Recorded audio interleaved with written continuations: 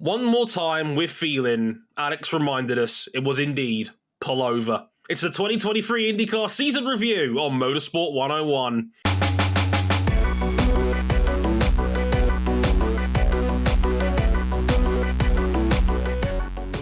No, really. It really was Palou-over before it had barely even begun. Hey, everybody. Welcome to episode 476 of Motorsport 101. I'm your friendly neighborhood host, Dre Harrison, and this is a special edition of Motorsport 101. It is our IndyCar season review special. I know you guys have had to wait a couple of weeks for this one. Very patient of you as ever. Thank you very much for that.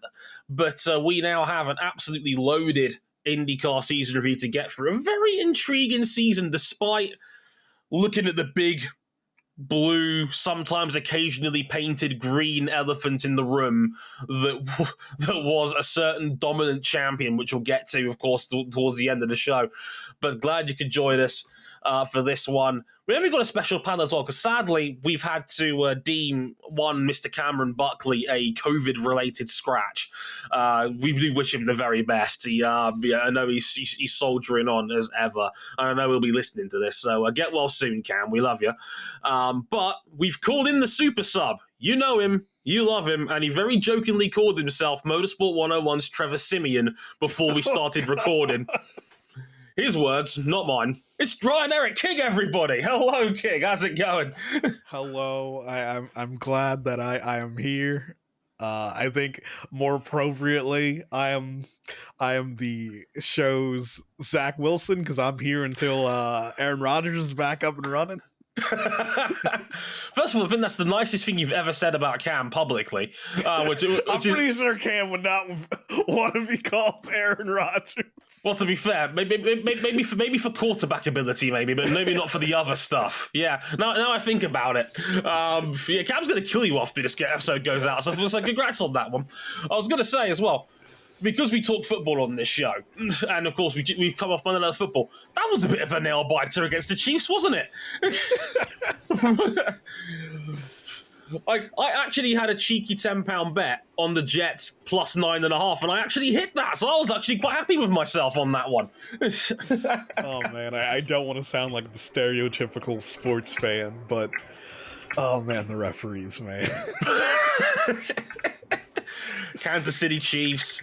We got ref ball going on in the background. We got Travis Kelce, maybe not dating Taylor Swift.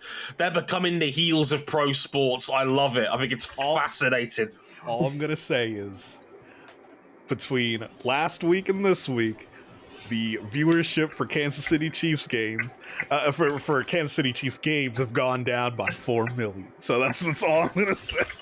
People hopped on the wagon to find out about Travis Kelce in the NFL, and they immediately decided to hop right back off again. It's brilliant. It's like F1, a Drive to Survive. It's fantastic.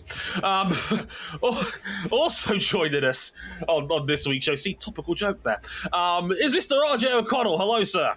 Hi, everyone. Yes, of course, we're here on this podcast to talk about a sport that's been part of the American fabric for about a century, if not longer. Is still very good, but because of a catastrophic event of mutual incompetence in the mid-90s, it is no longer the mainstream sporting spectacle that it once was. And of course, I'm talking about the Major League Baseball postseason, where I'm expecting my beloved Atlanta Braves to win the World Series in 3 games. I'm actually not. With the amount of offense that we posted, I am either expecting this to be our second World Series in 3 years, or a collapse on the caliber of the 2022-23 Boston Bruins season. Now, all I'm going to say is the National League needs to pick up the slack. There's no reason why the Yankees should have a winning season and not be in the postseason. Right. Like, this is true.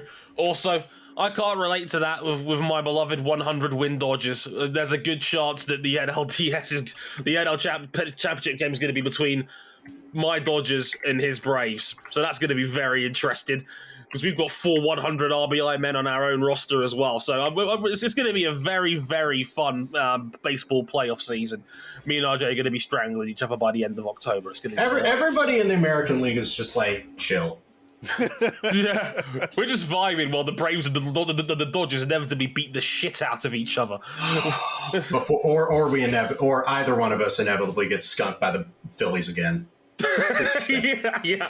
This is also a very real possibility because we have no pitching, none whatsoever. It's scraps and my noodle arm. That's the entire ball. Dude, all my team has got is Spencer Strider on his good days, Matt Fried, and Vibes. It's going to be a fun series. I can't wait for us to win 11-4, 11-19 or something stupid scoreline in like game one or whatever. Right. Enough about the rest of all the American sports. We're going to get into the IndyCar season review. So what we're going to do here is that we're going to go team by team, as ever. We're going to roughly go in what we think is worst overall quality to best. So you can probably guess who's coming up first. AJ Foyt, yes, I'm looking in your direction. So we'll get to that very, very shortly. We're going to have a general stat rundown on all the drivers, some of the key moments of their seasons, where the future's heading in some cases. It's going to be a general vibey-vibersons kind of podcast here, but with a small amount of structure. And we got King. That's always a plus, but he'll add some structure just by being here. So we'll get into that very, very shortly. Places you can find us real quick. We're on motorsport101.com. If you want to hear my solo thoughts on everything IndyCar related, there is a massive 3-part season review that I may or may not have written in the meantime. You can check that out if you haven't already, as well as some extra thoughts on MotoGP at Motegi this past weekend. We didn't quite deem it to be podcast worthy because we only really got half a race. It's kind of a weird sense of controversy because it got rained off basically. Thunderstorm came down. This is a Manuel Pirro erasure. Michele Pirro led a MotoGP race on pace alone. I was like, you know what, 10 out of 10, this is a race of the year right here. We can't address this. It's too perfect. Dude, it would have been even better if Emanuele Pirro had come out of retirement to ride that bike. Close, King. You were almost there. But we didn't quite deem it to be podcast worthy, so forgive us for not on that one. But a 12-lap race, not a lot of extracurricular news. Jorge Martin dominates both the race and the sprint. Not an awful lot to work with on that one. So we'll be back for more MotoGP action coming up next week after the Indonesia round. So who knows? We might have to call out the rain shaman again. We'll have to wait and see how that goes down. But again, if you really like us, you can back us financially on Patreon, patreon.com/motorsport101. $5 gets you early access to all of our shows. $10 gets you in the supporters club of our Discord server. We can listen to these episodes live as they are being recorded, and of course you can follow us all over on social media as well. We're on Twitter, twitter.com/ or x.com, I suppose, whichever Elon's fucking calling it these days. Our personal address is at Dre_WTF1, at RJ O'Connell, at Ryan Erik King, and of course the podcast itself at Motorsport_101. We're on Instagram as well, Motorsport101pod. Right, social media and the other stuff out of the way. Let's get into our IndyCar season review, and first up is AJ Foyt.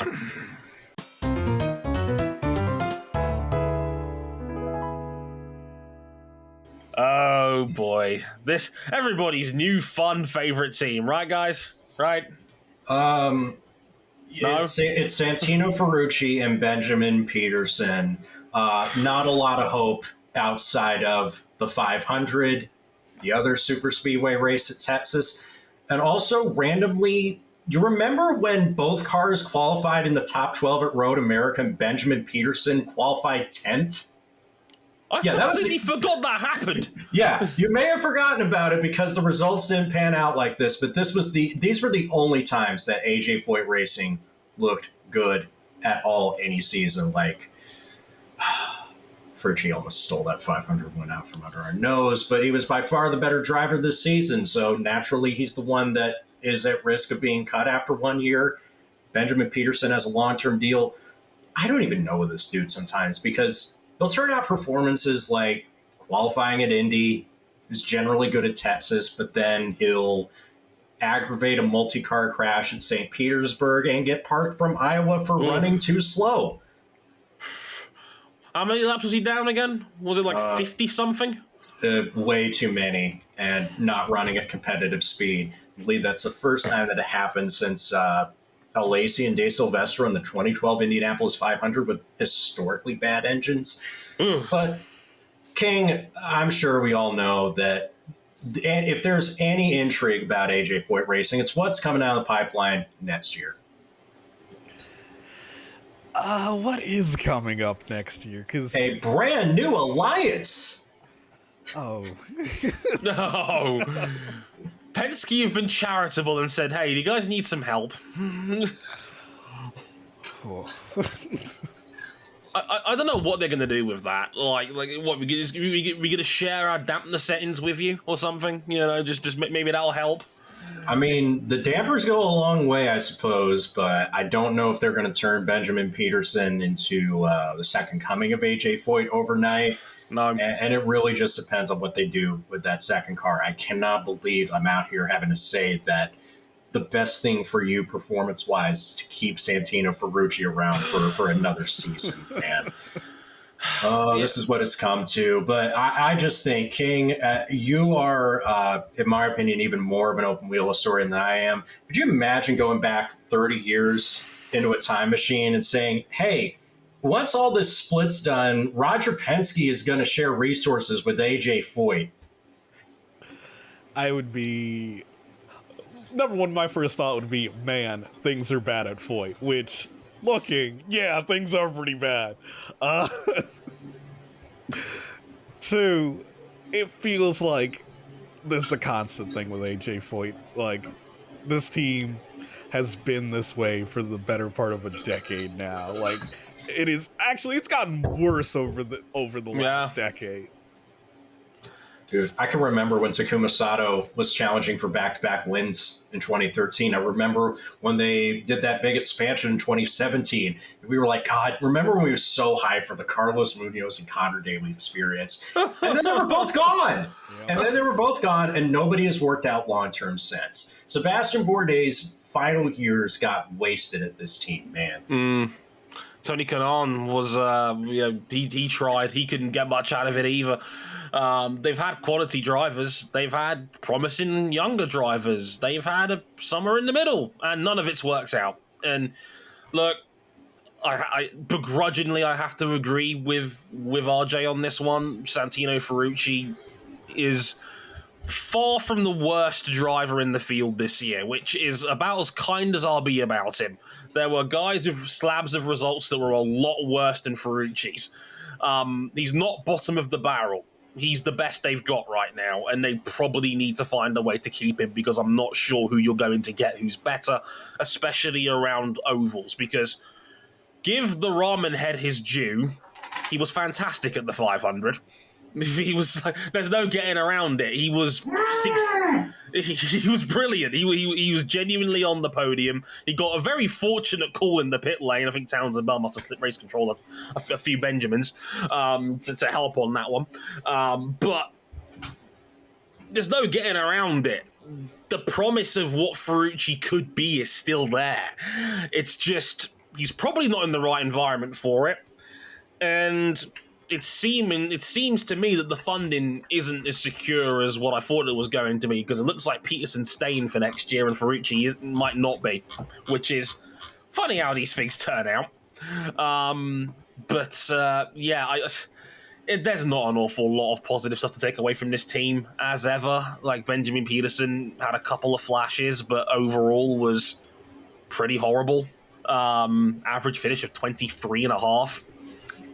Grim, to say the least. But overall, it's just not a very promising team again, and they're still, I think, for me, pound for pound, the worst team in the sport right now.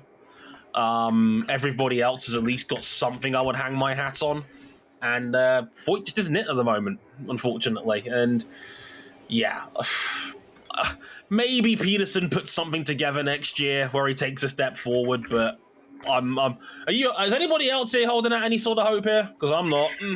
I've been waiting for this team to take a step forward, but Dre, at least we know that AJ Foyt Racing came in with very, very low expectations. We expected better from these next dudes. Meyer Shank. Meyer, like, where did this all go wrong? It makes me very, very sad. I mean, I'll break down some of the stats real quick. Hideo Castroneves was 18th overall in the standings this year. Cracked the top 10 once. Only made the second round of qualifying once. Average finish was 17. And that's not even the real tragic story of this team this year. The other one was Simon Pagenaud, who, even before the horrible accident in Mid-Ohio that ended his time with the team, not that we knew it at the time, he was running, I think, something like 25th in the points. His season was a complete disaster. I didn't even notice how bad it had gotten until Detroit. And I remember writing my race review for it on the website and looking at the championship standings as a reference point. And I was scrolling down as I was like, where's Simon Pagenaud? And I'm going down and down, and I'm like, what the fuck is he doing down there? It just didn't make any sense to me. And then the injury happened at Mid-Ohio, and, well, they've had to blow this team up and essentially start over for next year. But, like, could you guys put any fingers on this? Like, how did this all go so wrong so fast? Oh, goodness. They still get technical support from Andretti Autosport, and we know they've taken a step back, but they surely haven't taken a step that far back. With Elio, I always knew that, like, the cliff was going to come. Not to borrow, like, a phrase from Matt Kellerman, but, you know, the second go-around, I was never expecting that to parlay into a championship, and, you know, he looked like an IndyCar driver in his late 40s coming back after years of layoff of full-time racing in these kinds of cars. To me, he's the greatest driver who never won a national title, but as anybody will tell you, those 4 Borg Warner trophies sitting in the trophy case, they'll ease the pain a bit. It will. I mean, we are talking about a man who is nearly 50 years of age. Like, it's with Elliott, that was kind of expected to a degree, and he still has ran a couple of decent 500s in his late 40s. One of them very decent. Even last year, he finished 7th, which is still an excellent result by all accounts for a small team. What happened to the 500 death lineup, though? What happened to Simon Pagenaud? Because pre-injury, according to Racing Reference, he was only in the top 20 in points once all season, and that was after the Barber Motorsports Park. The entire team combined to lead 0 laps on the season. Am I reading this right? Not a single racing lap. Yikes.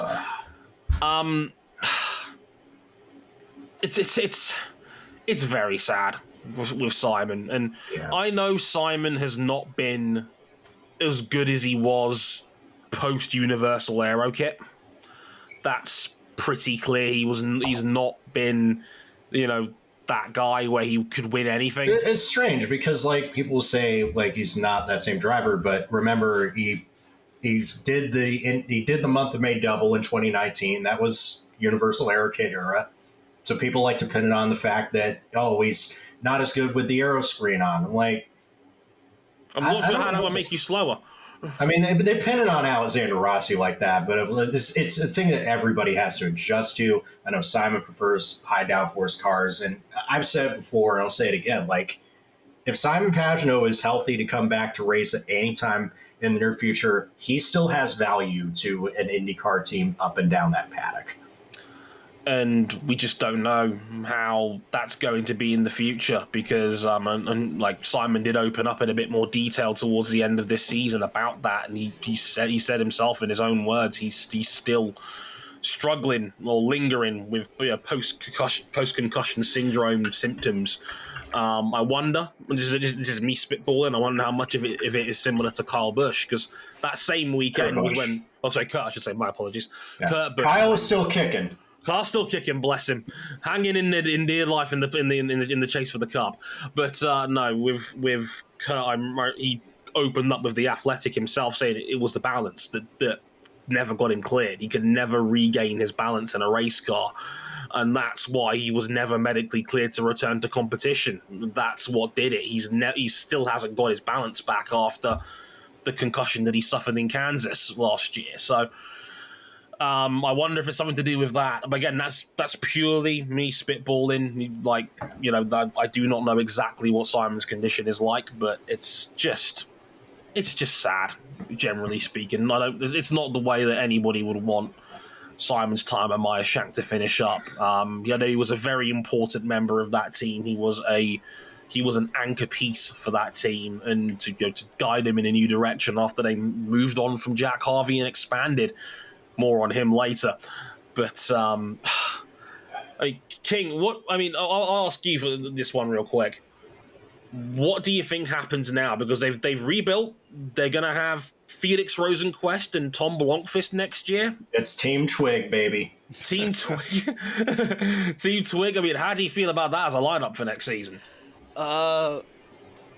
It's a good long-term lineup. If they know they're going to be at this for the next 3 to 5 years. I hope so. And things are looking super competitive at the front of the IndyCar field, because outside of the leading 4 teams, Penske, Ganassi, Andretti, and McLaren, it is extremely difficult to get a top 5 finish. Absolutely. You can count the number of drivers outside those 4 teams that got top 5 on one hand. It's really only 1 or 2 people. A couple of them. One of them is coming up next. I like Felix. I'm not sure I'd have him as my number 1 driver in a team. It's so crazy. Like, not even long ago, we were talking about, like, oh, these F1 teams are hiring the wrong Swedish driver. We're all certain that, like, Felix Rosenqvist is going to have a better career in IndyCar than Marcus Ericsson when they arrived at the same time. And now look how things turned out. Tom Blomqvist, I can write off this handful of starts. He crashed out of 2 of these races and had a tough 24th place in the other. It's a long-term thing. I'm encouraged with what he achieved in sports cars. He does have a single-seater pedigree. I hope this works out. And I hope this works out for MSR, because if you hadn't heard, today as we're recording this, MSR is pausing its IMSA program because they lost the Acura factory support deal. And I'll tell you, it wasn't all down to TPMS Ghazi. Well, with Andretti buddying up with Wayne Taylor, there was always going to be, dialogue about where Acura was going to, put their chips down, and they've chosen the proven winners of WTR. That makes sense, especially with Andretti now buddying up with them, and they've voiced a desire to take that car to the World Endurance Championship, and for Honda Racing Corporation USA, that's big ticket. Mm-hmm. Understandable, proven pedigree, and let's be frank, Daytona did not help. I don't think it was the sole reason, but it certainly probably was a factor. It should be noted that Honda was the one who reported the issue to IMSA, and if a disqualification did happen, the Wayne Taylor car would have won the race. Exactly. Yeah, it is what it is. They're going to focus all their resources towards this IndyCar team. Felix has got a lot of upside on a good day. I think he could be a decent, best case scenario, he could be a top 10 guy to spearhead this team. Yeah. Not sure if that's going to happen, because he was given every chance at McLaren and it just didn't quite work out. And I'll tell you, he was quick at times. When he was racing for his literal job, he was never better at McLaren. I remember when we watched the 500 together, on the day of the race, I thought Felix was going to win. I thought Felix was the most consistently fast driver of the 500 this season. And it was going really well at 3/4 distance until it wasn't. It's just he was running third. He was third. He was right there with the leading pair. And I thought, this might be Felix's year. Nope. But I think in a team dynamic with a rookie like Blomqvist, it's good to have a veteran like Rosenqvist to lend his experience and try to develop Blomqvist as quickly as possible. Also, one of Felix's strengths over the years have been on the street circuits, which is a really important part of IndyCar's calendar nowadays. Yeah, I had a couple of those this season at least. You know, like it was second at Portland. It was, you know, was he on the? I think he was on the podium at Detroit as well. Was that third? Yeah, he has a podium at Detroit. Yes. Third. I think the year before, like when he crashed out at Detroit a couple of years ago, his first year at McLaren, he was leading the race. Don't remind me. Because Felix is a very easy guy to root for. He's an incredibly likable person. If you've ever seen his bromance with Palou-over, it was a beautiful thing. Literally like two young children, despite the average age being nearly 30. It was very cute. He'll be a very easy guy to work with, I'm sure, and yeah, like the upside of Felix has always been there. I just hope he's able to harness that on a more frequent basis, because there's a promising team here. There really is, and we know what Meyer Shank can do with in the right hands. We saw Jack Harvey excel with this team, and you know, get on the podium and challenge for wins genuinely. So the upside's always been there. I just hope they can put it all together. How did it all go so wrong with that trade? Let's talk about an organization in Illinois that is floundering on all cylinders. No, not the Chicago Bears. I'm talking about Dale Coyne Racing. and okay, Dale Coyne Racing isn't floundering on all cylinders. They had David Malukas, who had another very strong season, performed above par for most Dale Coyne Racing drivers, and then you have Stingray Robb, who in his rookie season was a real throwback to the days where they might as well have just left some entries as TBD instead of some of the options that they picked. But Malukas has gone next year to McLaren. What the hell does Dale Coyne Racing do? Yeah, they're pretty much back to square one. I'll put it to you this way. Romain Grosjean already has a Lamborghini factory deal. If you don't make him an offer competitive to that, if Romain Grosjean just dips without like a counteroffer, you're not a serious team in 2024. Because I've looked at some of the other options you have available. They're not good. There ain't much. There ain't much this year. No, like, surely you bring back Grosjean. Surely. Like, open your checkbook, Dale. It's Grosjean was the best thing that happened to you since Alex Palou. It's like, bring him back. He's a good driver. I think he just needs some love. I think he needs a hug. A deep, one of those big hearty hugs where you go, full arms underneath and go, listen, son. I know Michael wasn't the nicest to you, but we know that there is a good man, a likable man, and a great racing driver here. Like, bring Grosjean home. He needs Uncle Dale to look after him again. Like, who says no here? Like, who says no? This is a great deal for all parties. I like it, and I can talk, and like I'll be upfront with you, and I'll say that like after Barber Motorsports Park last year was a colossal disappointment, but I saw what he could do in those cars 2 years ago. He would have been Rookie of the Year had he not missed all those races voluntarily, I should say. Stingray Robb, to his credit, didn't crash it all the time. I think anytime he was in trouble, either the car broke down or they released it without a wheel, but it was not very quick either. He wasn't a big crasher. The two that stick out to me was Detroit, where he went off the road a couple of times, but to be fair, he was hardly alone on that one. And Indy Race 1. That was... Remember when he goes over the apex on turn 7, over the curb and takes out Malukas? I'm just like, oh, what have you done, Stingray? Oh, brother. Oh, that was a horrible one. Look, he was the worst qualifier in the field. He didn't make it out of round 1 once all year. His average finish was the second lowest in the field of all the full-timers, 22.2. He was just slow, unfortunately. But little secret, he's very, very well funded. So there's a good chance he sticks around somewhere on the field next year, for better or for worse. By the grace of God, and in this case, his fat checks. Stingray Rob may still be around in 2024. Yay! Man.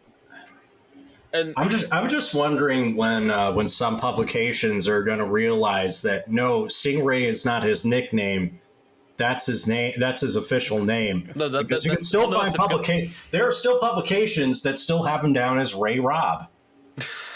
It's like, I'm not sure which version of that name sounds more ridiculous. I'm not like Sting makes it almost more subtle. No, it's again. I think it's a shame they've lost Nathan Malukas, but this tends to be the pattern with Dale Coyne. If they get a really good driver in their lineup, they tend to go on to do better things. Set them free. You know, Alex Palou, Ed Jones, Romain Grosjean, the last three really solid drivers or better that they've had have all gone on to, you know, have careers in better teams, again, for better or worse. How you look at it. And, I mean, the fact that Malukas just came out like halfway through this, he was like, yeah, I'm out. We're done here. And then ended up at McLaren. That's going to be a fun lineup next year. But yeah. I mean, Malukas didn't really prove anything this year that I didn't already think about him last year. But he's just good. He's just a really fast, really promising talent who I actually am very curious to see how he gets on in better machinery. Better resourced machinery, I suppose, around stronger drivers, because he's got oval promise as well, and McLaren's a very good oval team, generally speaking. So that's going to be very interesting. I'm really looking forward to it. This is the shit-posting driver who will not let you down massively, unlike some former IndyCar backmarkers who, interestingly enough, raced for this team a couple of years ago. You probably have already forgotten that happened, that Cody Ware raced in IndyCar for like a cup of coffee and was quickly out the door. Is it... I know it's just their second year back, but for me, on a performance, am I right to feel disappointed that I didn't see more out of Juncos Hollinger racing than what we did? A little bit. I mean, it's interesting because, I mean, if recent IndyCar history is anything to go by, teams that are fresh into an expansion tend to struggle a bit, at least in the first year. And Juncos Hollinger kind of fell into that a little bit. It was... I expected a little bit more out of Callum, is what I would say. I think if you read between the lines, I think Callum Islet was actually a little bit better than I think some people made out, especially on ovals, personally. Yeah. I don't think 16th in the standings does Callum justice. But it's kind of hard to talk about Juncos and ignore the elephant in the room, and that was how their season ended. Oh boy, this was a hot mess. Callum Islet and Agustin Canapino are battling for position. Also, Canapino's fighting to get that 78 car into the leader circle cutoff range and guarantee him that car $1.4 million US. They collide in a shitty racing incident. Canapino's race gets wrecked. Islet goes into top five. Canapino does get in the leader circle. After the race, just like when the two came in together at Long Beach, a lot of Canapino's fans were really mad at Callum Islet to the point that Callum's had to lock all his social media accounts, though he is going to be at the Indy 8 Hour driving a Porsche. I don't like the way that this is being talked about from a lot of angles.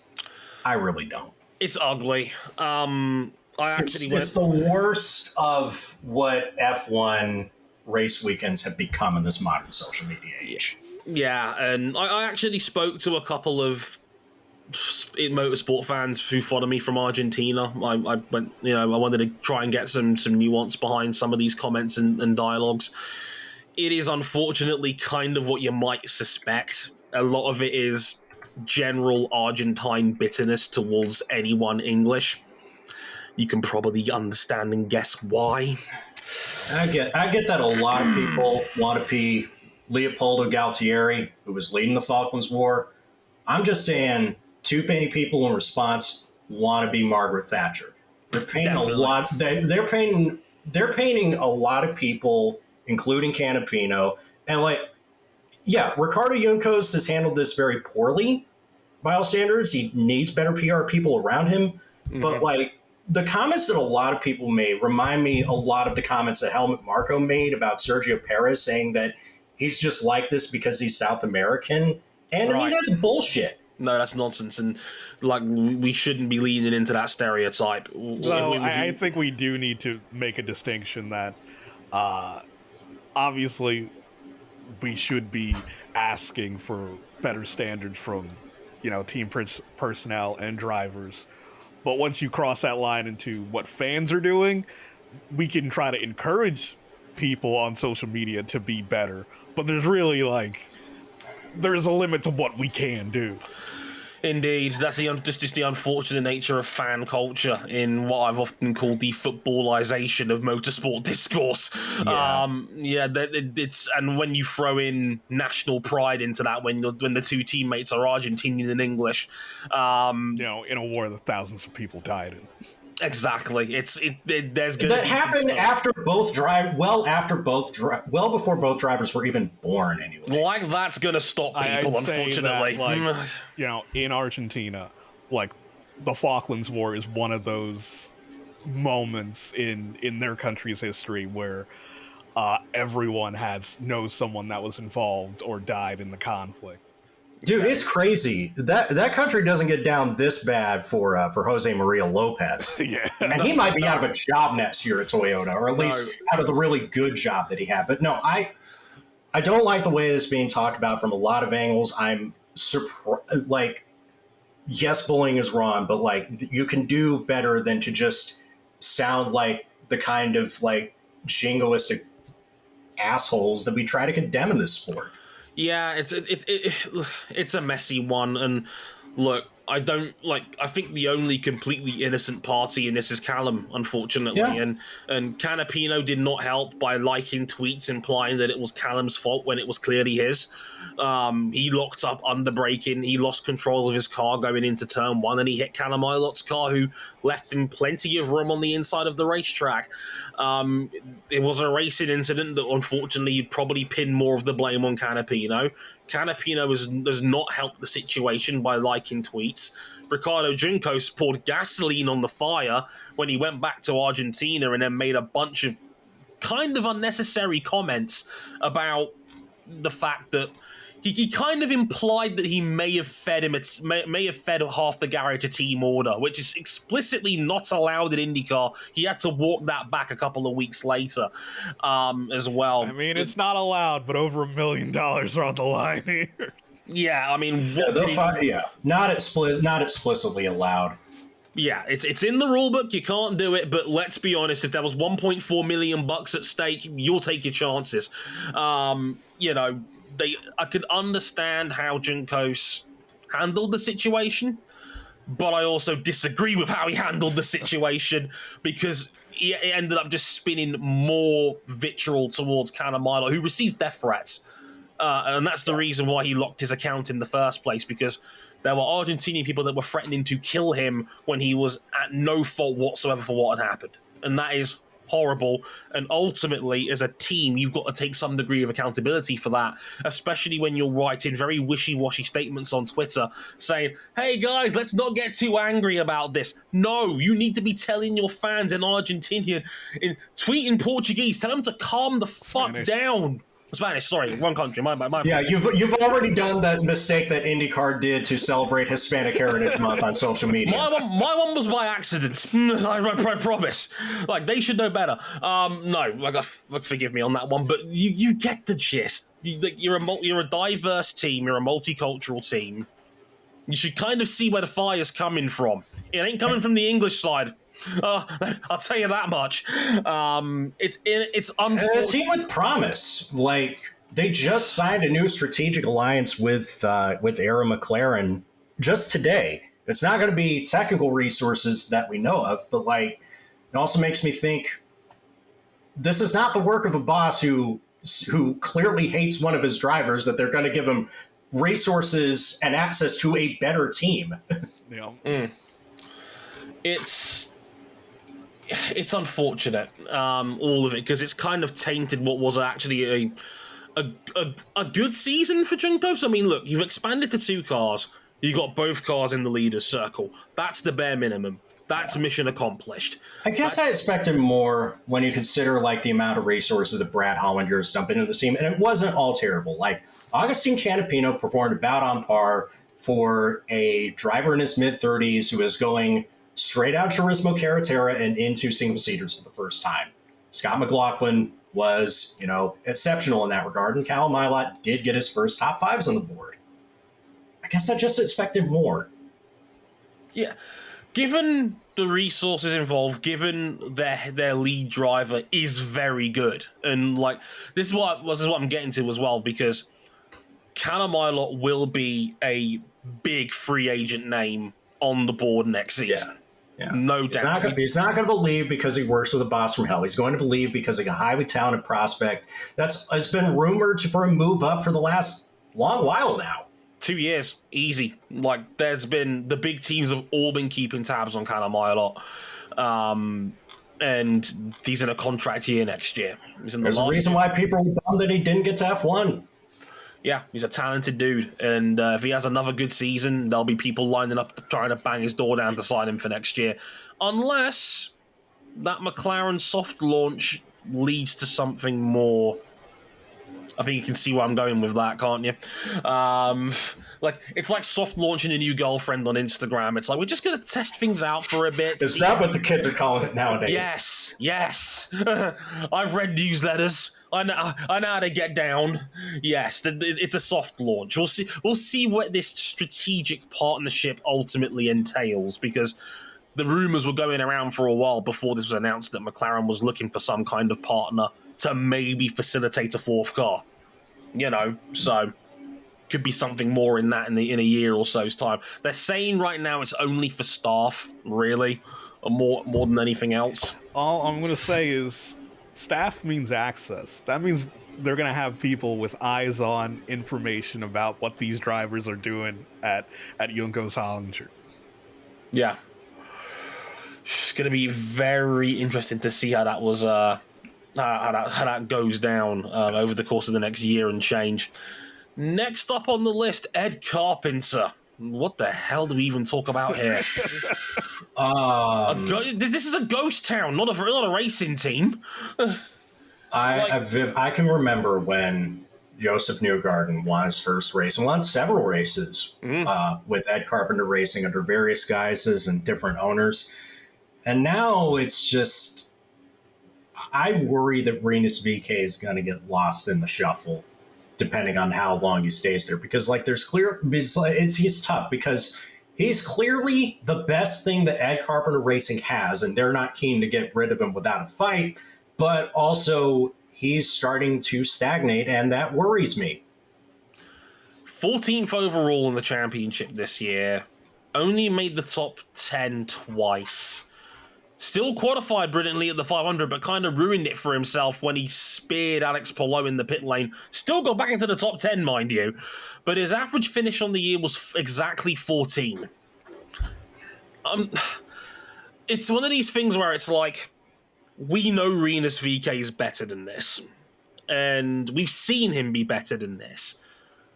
Where does the accountability of Ed Carpenter generally be in a pretty middle-of-the-road or lower middle-of-the-road team stop? And Rinus Veekay's maybe shortcoming start? I don't know. It's hard to draw the line between that, but I love that when I wrote my season review and then we talked about it, RJ, we both had the exact same line of thinking. I felt like, you forget RVK is only 23 years old. Yeah, that's the other thing too. He's a baby in IndyCar terms. He's still got time to really sort this out. Down the road, as long as he's still employed at 5 or 10 years down the road. Good health willing.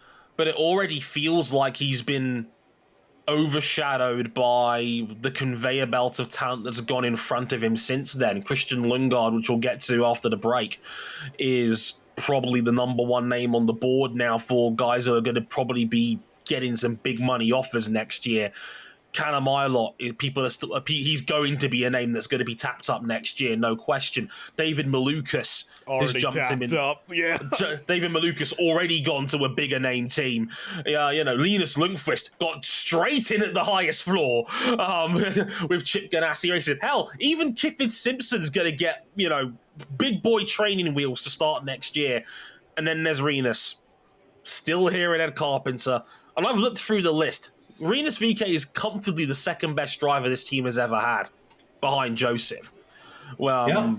And there's been some decent drivers in this unit, but Rinus just kind of feels there. I mean, when you're 14th in the standings, you're almost smack dab in the middle. It's just you're just sort of here, Rinus.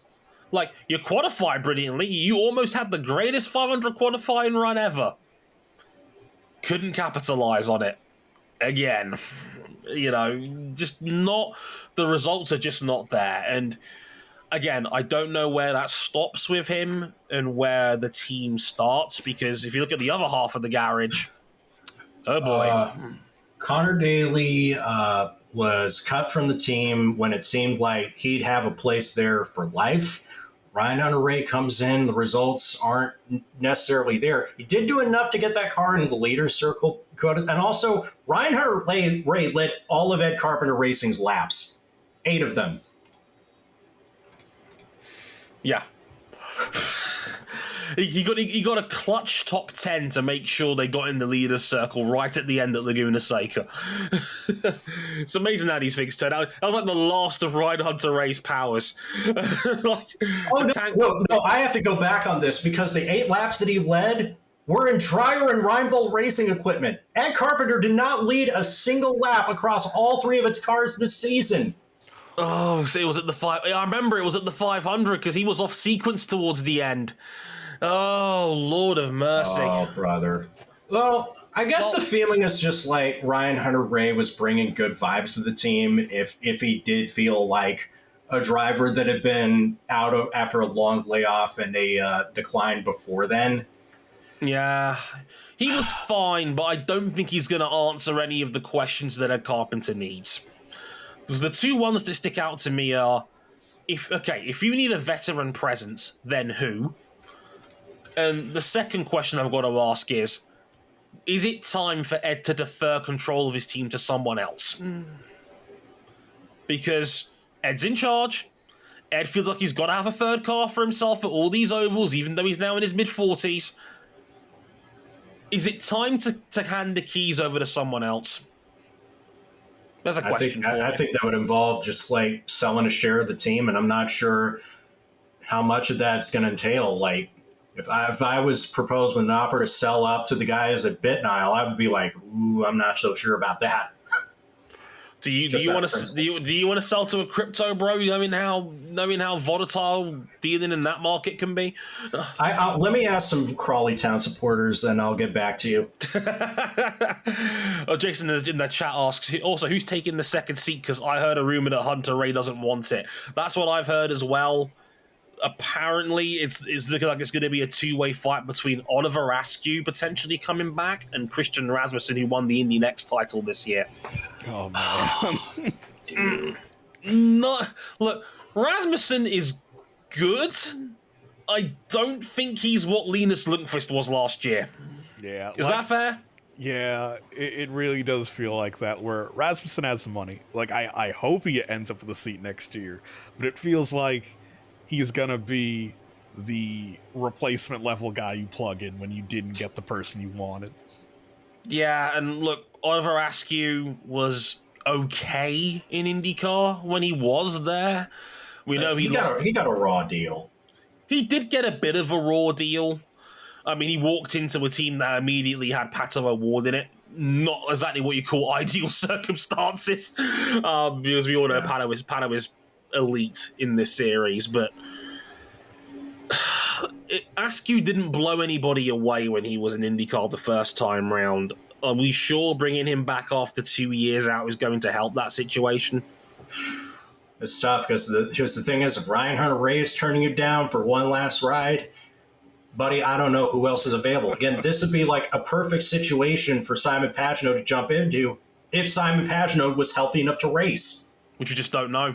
We just don't know how healthy he's going to be. Well, by the time preseason testing rolls around, or by the time he's medically cleared to compete, we just don't know. It's you can't sign Simon Pagenaud because right now he's radioactive. So it's.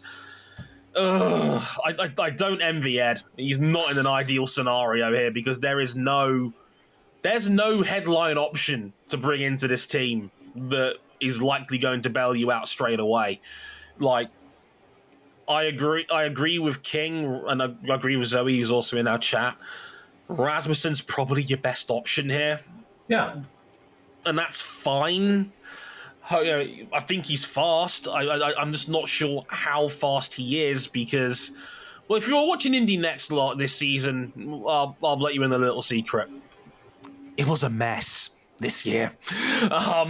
Christian Rasmussen did the job by kicking on the afterburners late in the season when Hunter McElrea had his consistency problems. Nolan Siegel had his consistency. Dude could not catch a break in the latter half of the season. And then it's just like, it feels like there's everybody else. Bernie Francis was up there in points for a lot of the time early on just by not crashing the car. And to put into perspective, he's not been invited back for next year because his seat's been taken by Miles Rowe. I love that I love it for Miles Rowe. I hate it for Eddie Francis Jr., who really should get an opportunity at the 500. I hope he ends up in something nice later on. I hope so too, because he was a talented guy, and before he got hurt in particular, he was actually looking pretty solid this year in Indy Next, and just he was never able to get that form back after the wrist injury. He was racing with a plate and a brace on his arm for a good chunk of the year, and like if you want my advice, take a punt on Louis Foster. That kid's the real deal. You heard it here first. I talked about it a little bit on the show earlier this year. If you're going to take a punt on a youngster in Indy Next, I think Louis Foster's your dude. I was really impressed by what I saw of him last year in Indy Next. Just needed he was horribly unlucky at times, but the man is really, really quick. So one to keep an eye on for Indy Next year. I'm always hesitant on making any bets about anyone in Next or Lights back in the day because, generally speaking, sometimes even the best guy in Indy Lights is off the pace in IndyCar. It's true. You never quite know until they're in there, but he did do an Andretti test a couple of weeks ago, and apparently Andretti was very impressed with what they saw. So I think you're looking at the Indy Next favorite for next year between him and maybe Nolan Siegel. Two very, very fast dudes right there. Yeah. Keep tabs on that for next year. There's a little Indy Next season review there for you. You chucked that in as a bonus. You're welcome. Quick break before we get into the big boy teams. Because next year's calendar did come out last week. Finally. And boy, this one is this is a strange calendar. I'll try and break it down best I can real quick. So, season starts on March 10th. Street to St. Petersburg, season opener as ever. As we talked about at the end of the season at Laguna Seca, the brand new Thermal Club $1 Million Challenge will be on March 24. Remember, that will not be a championship points race. That will purely be for cash. So that'll be on March 24th. Then the series takes a month off. Why is the month break still there? Anyway. I can think of an event that was penciled in for first weekend of April, but we'll get into that shortly because in April we're going to Long Beach on the 21st, Barber Motorsports Park on the 28th. Then it's the month of May 11th at the road course. The only time we visit the road course this year on May the 11th for the Indianapolis Grand Prix. And of course, the 108th Indianapolis 500 on May 26th, part of Weekend of Classics, Day of Classics even. Yeah, it's going to be a triple header Day of Classics next year because we found out a couple of weeks ago for next year, MotoGP's Italian Grand Prix is also going to be on that day as well. So Mugello, the Monaco Grand Prix in Formula One, and the 108th Indy 500 all in one day. What, no love for the Coke 600? No love for the Coke 600. Never any love for the Coke 600. After 500, we're just like, we're tired. If you're showing love for Mugello and Charlotte in the same day, then you also love sleep deprivation. Welcome aboard. Anyway, we get to June. There are 3 races in June. Detroit traditionally follows up again the weekend after the Indy 500. That'll be back at Detroit there on June 2nd. Then Road America is a triple header on June the 9th. Love me some Road America. Yes, my favorite. Also, new addition to the middle of the slot here. June 23rd is where Laguna Seca now sits. That'll be on June 23rd. Then we've got 4 races in July. Well, kind of. You'll see what I mean. July 7th, Mid-Ohio, of course. Then we have the doubleheader at Iowa on July 13th and 14th. And then we go back to the streets of Toronto on July 21st. Then series takes another month break. We'll be back on August the 17th. This time it's for the Olympics. Yeah, but yes, August 17th, you get a race on your birthday at Worldwide Gateway Motorsports Park Technology Raceway. Good birthday round. And then August 25th, we go to Portland, moving up a bit because King, at long last, finally, we've done it. They said it could have never been done. They said this place was getting knocked over. The Milwaukee Mile is back for a doubleheader on August 31st and September 1st. Oh, man. I never thought I'd see the day. And I'm be good to my word. I'm going. Yes. I do love that. I'm very glad that we got Milwaukee back on. I never saw the point of having 2 races at Indianapolis's road course. At least mix it up if you're going to do 2 there. Shame we're losing the NASCAR IndyCar doubleheader for the weekend, which is a bit of a shame. But I'm okay with exchanging that for another oval. Well, in this case, 2 races at Milwaukee. And of course, season decider, as well publicized, now going to be the streets of Nashville for the season finale on September the 15th. On NBC. Now, it's the same 17 race calendar, 18 if you include the Thermal Club $1 Million Challenge. I also think they've been quite crafty in putting a lot of their ovals at the back end of the calendar. I wonder if that's Alex Palou related. Thinking, hang on, we're making sure we get a decider this time. Well, historically speaking, oval races do get higher TV ratings than road course and street races. Dude, and they're going to need it for Milwaukee because this is one of the things I want to talk about that's alarming about the schedule. It's not the Texas Motor Speedway's cut out. I understand we need a second Super Speedway race. I get that. But, like, where was all this love for Texas Motor Speedway up until 2 years ago? We're motorsport fans. We are very fickle people, RJ O'Connell. Apparently so. Like, people were out here saying that this isn't what IndyCar should be. That we don't care about single file short track racing at boring places like Milwaukee when we should have Texas Motor Speedway, a track that is either a processional snooze fest with 1 lane because they use the wrong kind of traction compound, or it's brainless plate racing at 220 miles an hour that increased the risk of drivers getting hurt or worse. And nobody showed up for it. Nobody showed up when the racing was good the last couple of years. Palou-over was putting more effort in promoting this event to the spectators than SMI was. And SMI owns the track. Yep. King, get me the spatula, adult size. We got to peel RJ off the ceiling. The other thing that worries me is just like they put a lot of races on USA, which is cable. It's on most cable packages, but unlike NBC, you do have to pay to watch it. Mm-hmm. And we now have 2 races on Peacock, so 2 streaming exclusive races, including the first race in Milwaukee. And Labor Day weekend may be the best they got, but that's going to have its challenges because the University of Wisconsin football team also plays that same weekend. Yeah, that is a bit that really needs a big turnout. Also why Milwaukee Race 1 is on Peacock and not Race 2, because that Saturday, opening Saturday, college football weekend, NBC has a TV deal with Which big university? Notre Dame, the Big Ten, which will soon be like 32 teams. Yep. So at the rate that college football is evolving. So NBC is showing a Notre Dame game. USA will likely be showing a Big Ten game, which is partly why IndyCar avoids having the season run too far into the fall.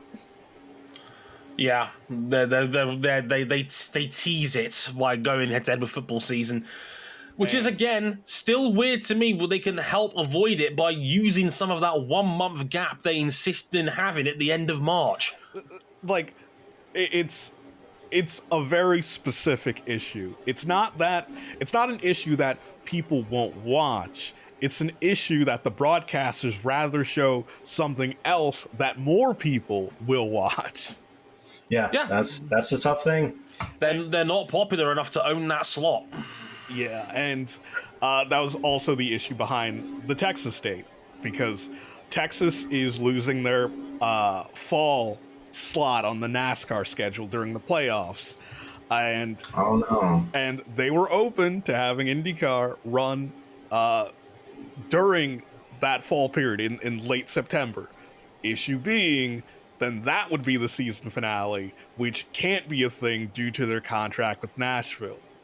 Yeah, so IndyCar decided, all right, we'll give you the same April date, and Texas was like, no, because that puts us too close to our new spring date, and then they just decided to take their ball and go home with it. Yeah, because you know what I'm thinking? Deion Sanders should buy an IndyCar team. Yeah, maybe that'll pop a big rating. Yeah, because I think that also brings up a bigger issue where, admittedly, IndyCar tried to ignore it the past couple years, but NASCAR is direct competition. NASCAR will do things not in IndyCar's best interest because, again, why should they care? No, your competition. You have the leverage. More people watch your series. They don't have the more tracks, Trey. Right, so...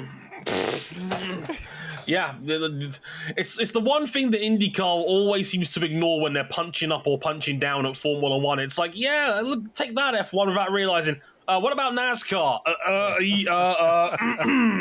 Anyway. Yeah. NASCAR has owned that real estate ever since the split. They always have. And scheduling wise, it's going to be weird going forward because next year is the last year of the contract with Iowa Speedway.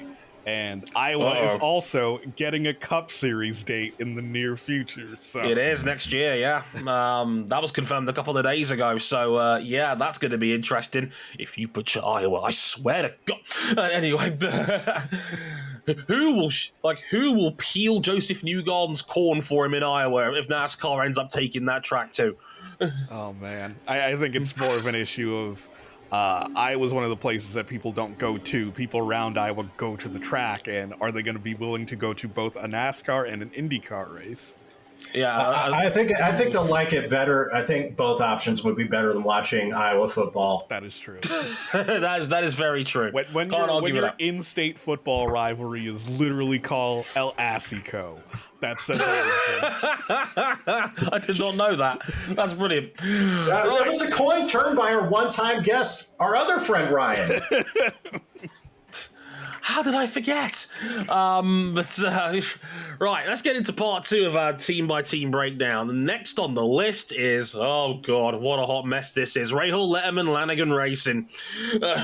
What is this team? Honestly. Honestly, not gonna lie, pretty good year. Pretty good. Yeah, after the 500, it was great for them.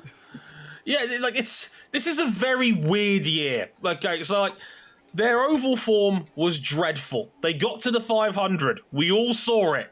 It didn't get mentioned very much at all. Did you hear Graham Rahal got bumped from the 500?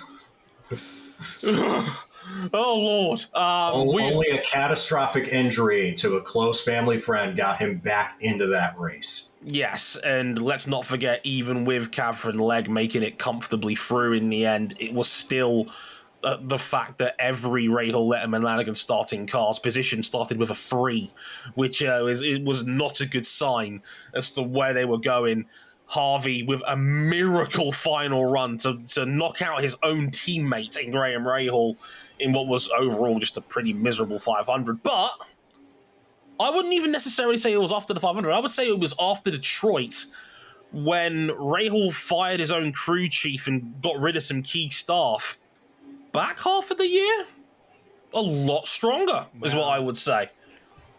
Review-wise, yes, things did improve. But looking forward to next year, it should be noted, their pace on the ovals did not improve, and there are, checks notes, more oval races next year. There's 7 oval races next year now, so... Well, 6, yeah, because we got rid of Texas. But yes, we've got more ovals next year than last year, and their oval pace is still dreadful. Like, you need oval help, and my notes is, you need oval help yesterday. They are dreadful around there, and they need all the help they can get in that regard, because they have really struggled. However, if there is one shining bright light to come out of this team, Christian Lundgaard was incredible this season. Is him. He is him. Like, we gushed about Lundgaard over the course of this season, and rightly so. His season overall, 8th in the points, 2 pole positions, made the Fast 6 times, won in Toronto, cracked the top 10 for over half the season, average finish 10.5. If you take just the road and street tracks, it goes down to 7.6, which was the 5th best of anybody in the field this year. The only 4 dudes that were better were Dixon, Palou, Paddock, and McLaughlin on road and street tracks this year. Lundgaard was 5th on the list. He is good. He is very, very good. If he learns how to oval, everybody look out. He is him. If he and the rest of this team learn how to oval, this guy is the future of this team. Good luck retaining him because he's in a contract here next year.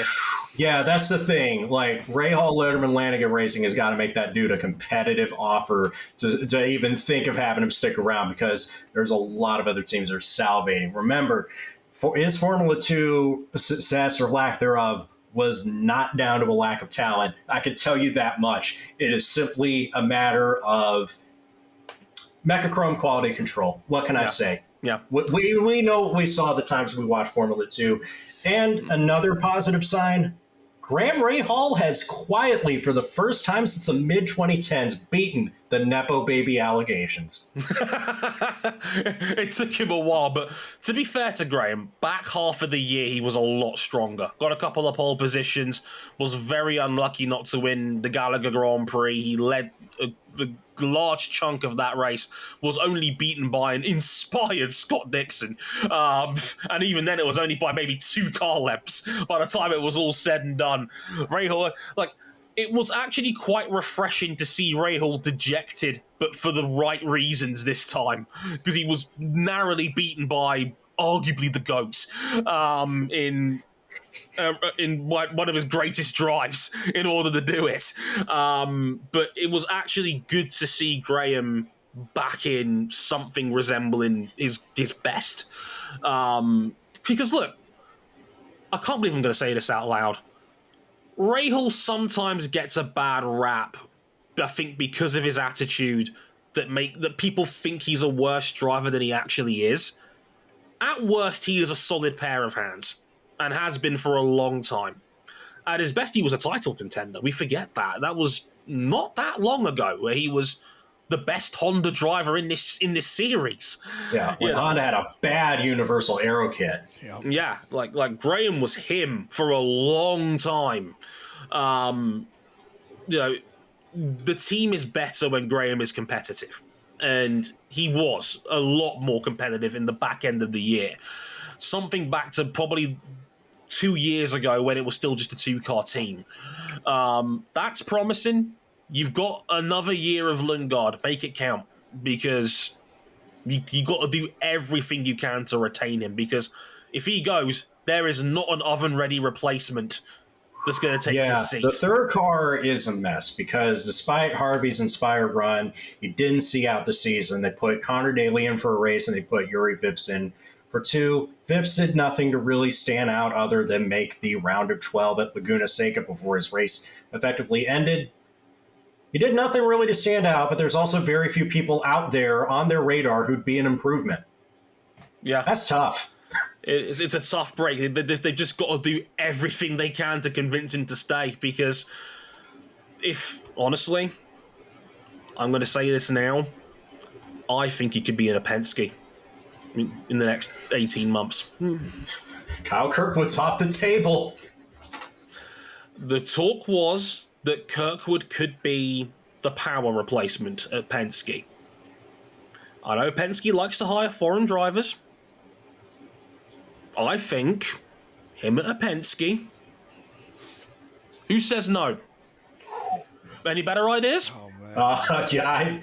Of all the options available, Kirkwood's off the books, and we'll get into that in the Andretti very review. shortly. Very shortly. Yeah. It feels like Penske's lineup at the moment is very stable until Absolutely. one certain Australian decides to hang it up.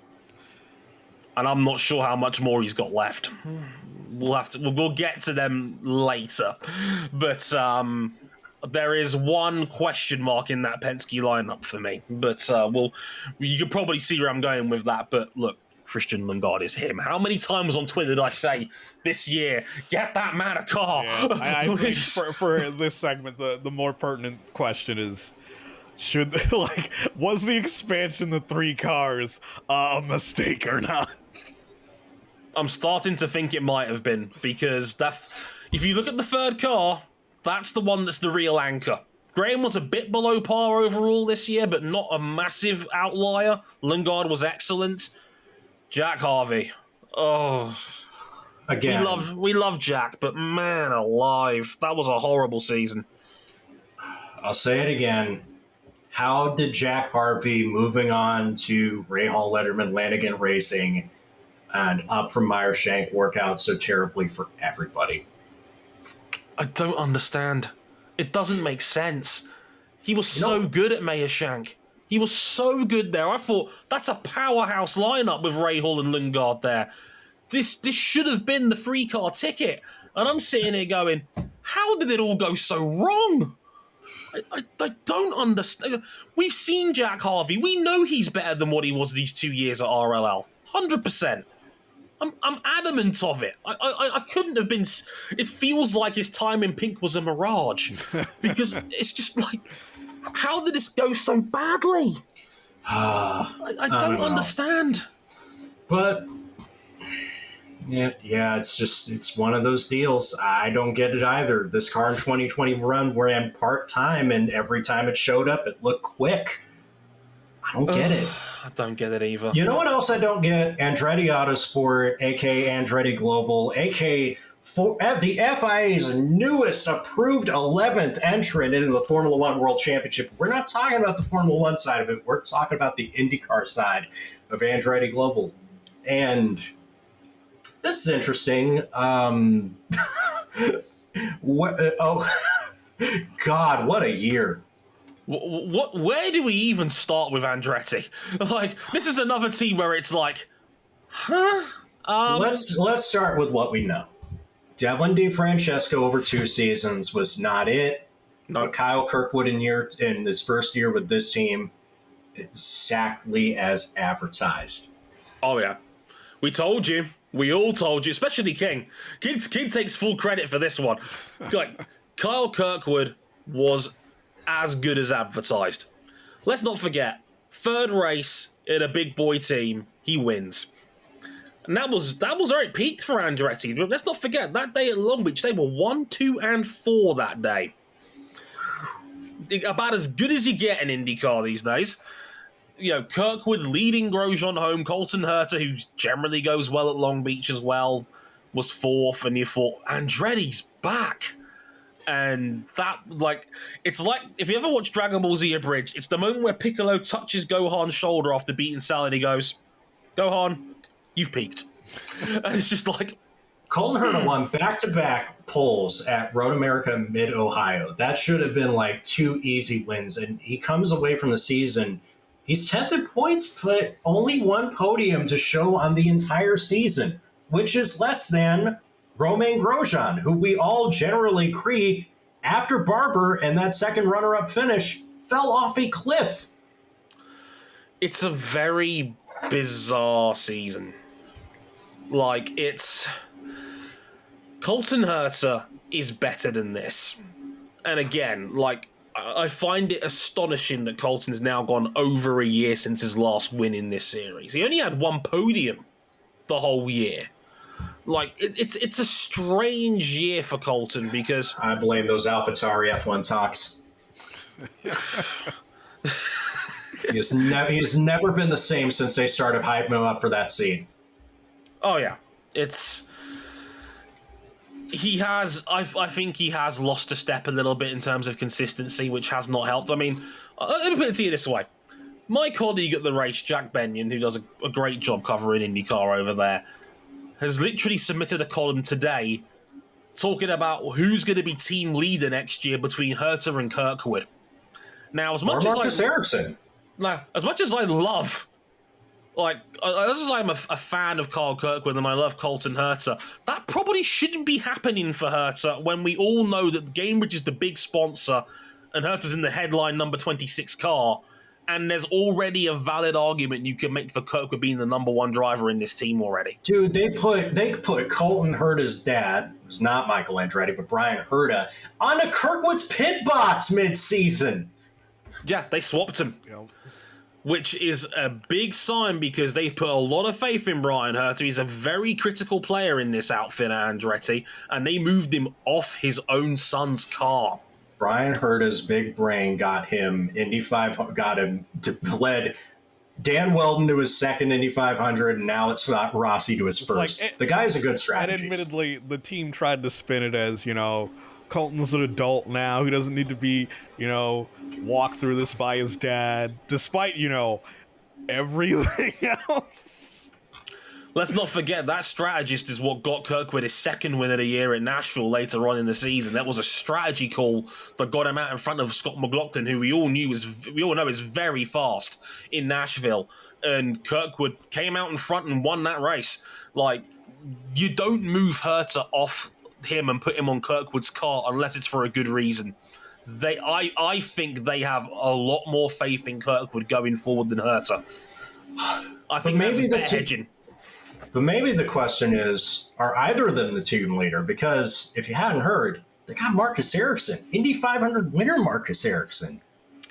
It's going to be fascinating to see how he gets on in that team because Marcus Ericsson, we'll talk about him a little bit more in the Ganassi section at the end of the show. 6th place in the championship, 3rd year in a row. He's arguably the best floor guy in IndyCar. Andretti probably needs a floor guy more than Chip Ganassi does right now. But the thing with Marcus is, when he was at Schmidt-Peterson, he wasn't very good. Flashes, but not particularly special.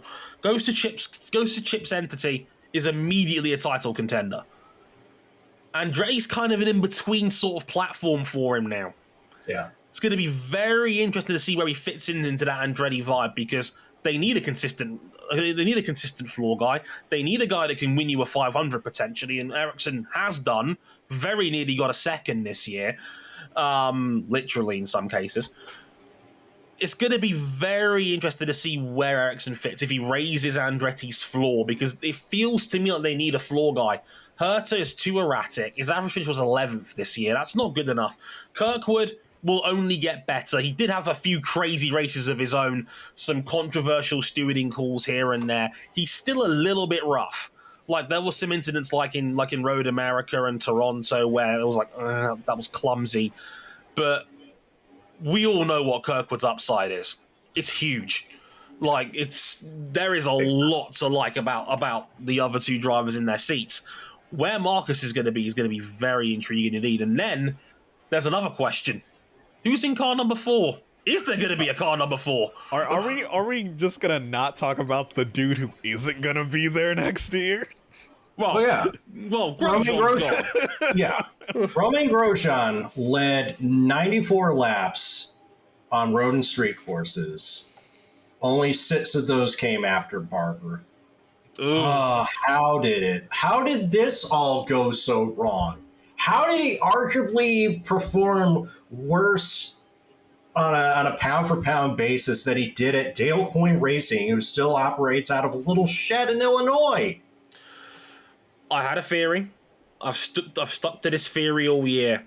When he snapped at his team at Indianapolis Road Course 1, I think something in the dynamic of that team changed. It was the first weekend after Barber where he was very unlucky not to have won that race.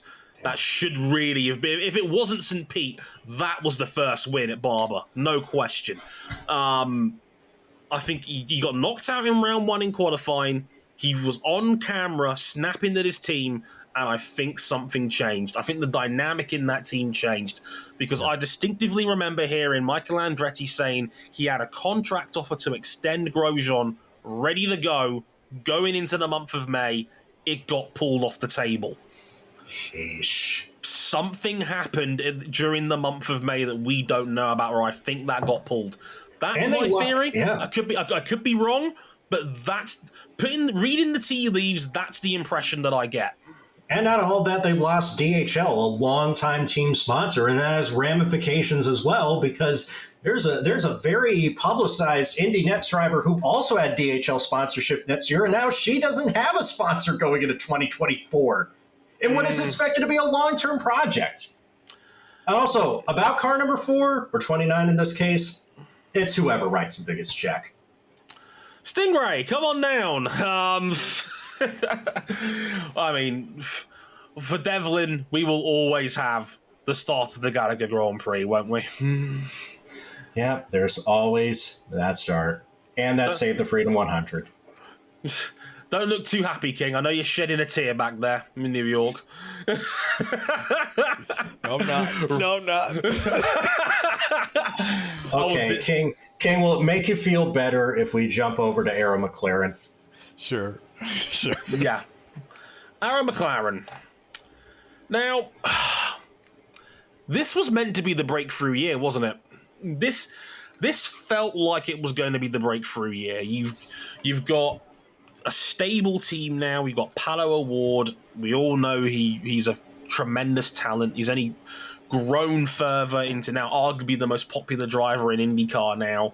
You brought in Alex Rossi, chip on his shoulder, clearly didn't leave Andretti in good terms. Fresh start at McLaren, up-and-coming good team.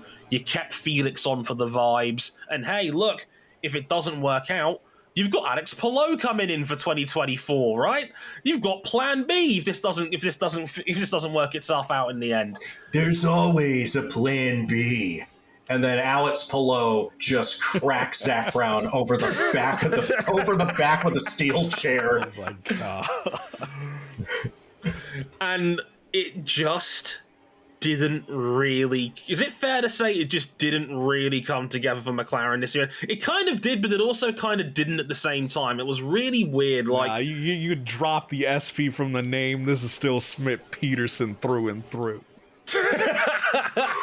Dude, Pato O'Ward could have started this year with back-to-back race wins to open the year, but he had a plenum fire at St. Pete at just the wrong time to let Marcus Ericsson through, and then loses a tough duel with Joseph Newgarden at Texas. And then not just O'Ward, but the rest of McLaren goes through the entire 2023 season without winning a race. This is what's fascinating to me. Pato O'Ward cratered at the 500 and then followed that up at Detroit. Back-to-back crashes. Then he never finishes outside the top 10 again. It's really weird because when I wrote about this on the website, by any measure, Palou-over had a brilliant season. He made it was the second best qualifier in the field. He made the Fast 6 9 times. He had 7 podium finishes, was in the top 10, 14 out of 17 races this year, 4th in the points, average finish under 8, one of his, like, arguably his best season in IndyCar. That's a damn good year. It's a damn good year. Almost cracked 500 points with no double point 500. It's called it was. It's a 500-point season in all but name. Yeah. And yet, you still get frustrated because of how much he left on the table. You think and you know what? The 500 was of his own making. I stand by this. He had the freshest tyres in the field of the leaders. He had 7 laps to go. He did not need to make the lunge on Marcus Ericsson that he did. That was reckless driving. It was not very intelligent. And that's the problem I have with Paddock. When he's got a bit of the red mist about him, where it's like, if you take him out of his comfort zone a little bit, he makes reckless decisions. Because there was a couple of the ones, like the 500, he panicked when he saw Palou was going to lap him in Detroit, and he put it in the wall there as well. And the qualifying sessions like Mid-Ohio and Laguna Seca, where he lost a bit of his discipline in his head, and he made mistakes. And that's something that I think Pato needs to iron out a little bit. And if it sounds like I'm being harsh, I am, but only because I know how good Pato-O'Ward can be. I call him a free-tool driver for a reason. He can win anything. And I do mean anything. He is that good. Though I think that's the key problem. No wins this year. And how did he go winless? How did this whole team go winless? How? You have Pato-O'Ward and Alex Rossi, and you went winless on the year. And I think, obviously, people refer to McLaren as a big team, and I always, pump the brakes. For me to be a big team, you need to either win the series championship or win the Indianapolis 500. And even when you're talking about the series championship, the way the points scale, you could do well by consistently finishing high, but you can't win the championship unless you win at least one race by the way the points scale. Because it's a 10-point gap between first and second. Between second and fifth is a 10-point gap. Between 5th and 10th is another 10-point gap, and between 10th and 20th is another 10-point gap. You gain exponentially more points, but just by winning. Yeah. It would have helped. He finished second 4 times this year. Which, again, one of them was completely just sheer rotten luck to have a plenum fire, how he did in St. Pete, but yeah, it's... Pato is one of these. He is a frustrating driver to root for not because of anything he does on or off the track. Because he's a fantastic driver. It's just he just hasn't put together the full potential season that I know he's got. Alex Palou is the final evolution of what Pato-O'Ward is right now. Yeah. Is that fair to say? That's spot on. Alexander Rossi, looking through all this, Alexander Rossi got a podium at the Indy Grand Prix in May. Some top 5 finishes, kind of saved McLaren's bacon by at least getting them one car in the top 5, but otherwise just, nothing spectacular. I'm fed up of Alex Rossi, and I'm tired of pretending that I'm not fed up of Alex Rossi. It's been 4 years of mediocrity now. Where's 2019 Alex Rossi? Where did he go? No, man. Where did he go? I need to understand what happened to him, because I'm sorry, we've seen what Alex Rossi can do in an IndyCar. He was a title contender for a good couple of seasons. He was only beaten by the series' very, very best, Joseph and Scott Dixon. He's not a bottom end of the top 10 guy, and yet he has been for 3 years now. I'm honestly stunned more people haven't called him out on this. Maybe because they think... Because looking at the standings, his move on paper is still a win. He finished ahead of all the Andretti drivers. Yo, that's crazy, though. He did. By one spot, he beat all... It's an upswing. Barely. But... By the standards of McLaren, it's not a bad season. On paper, it's not a bad season, but we know Alex Rossi is capable of better. And I don't know why he doesn't get more criticism for it. Is it because of the popularity? Is it because of the podcast? I don't even think it. I don't even know if Rossi's that popular anymore. Yeah, I think it's less of the popularity, more of this generally is just where McLaren is. Dude, that's the other thing that I is wanted he to a get better to. baseline now of what McLaren is really right now? Is that it? That's one of the things I wanted to get to. Is just like, yes, McLaren has closed the gap to Andretti Autosport, but that's not because McLaren took a drastic leap forward. It's like in college football, how we've had the Power 5 conferences and the Group of 5 conferences that sit beneath it, and now it's evolving to a Power 2 and everybody else. And that's what IndyCar is right now. You have a Power 2, and it's more that Andretti Global fell to the level of McLaren that both these teams closed the gap. Yep. Yeah. I hope that changes soon. It is. I mean, and again, we talked a little bit about Felix earlier as well. 12th in the points, just wasn't there in the end. I felt bad for Felix to a degree as well, because he was the fall guy when the Alex Palou rumors started swirling over a year ago now.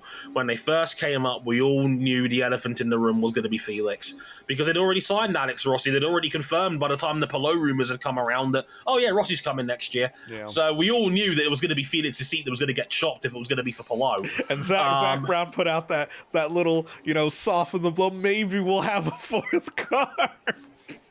Maybe we'll sign Marcus Ericsson. It's hard not to feel a bit bad for Felix, given he was clearly in a toxic environment in the sense of... You got jerked around for 2 whole years, man. That's not cool. It's not nice. It's on any human level, that's shit. And, I don't know how much of an effect it had on his driving. Only he knows the real answer to that. But that can't be nice, knowing that you're always going to be the fall guy if you don't sign Alex Palou or not in the end, and now he's gone altogether. But they've brought in David Malukas, and like I said, going to be very curious to see where Malukas fits into this, because again, you've got Pato, incredibly high ceiling guy, has punched above his weight for McLaren for the last 2 or 3 years now. You've got Alex Rossi that maybe is more of the baseline of what this team is at. Where will Malukas fit into that? Because that's going to be interesting. Because Malukas, I think, is good, but I also think he's very raw still. And I'm curious to see how that turns out. Yeah. If anything gives me pause, he made Kyle Kirkwood work harder for that Indy Nets title than I think anybody would have ever expected. Now let's get to the big two. Team Penske, Joseph Newgarden and Scott McLaughlin, Will Power. Another good season. And they got one of the 2 big trophies. Joseph Newgarden, finally, this is the moment where the pain ended. But at what cost? I joked in my season review that there is a hidden cave under the Indianapolis Motor Speedway that Roger Penske tapped into, where inside a safe that's barricaded with 4 padlocks, there is a monkey's paw with 1 finger uncurled, and Roger said, "Give me 1 more 500," and the monkey's paw's final finger curls in. I'm thinking he won the 500, but at what cost? In the sense of he never really had a title contender this year. Not really. Like, Newgarden was vaguely outside with about 5 races left, but again, the one time he didn't win an oval. Yeah.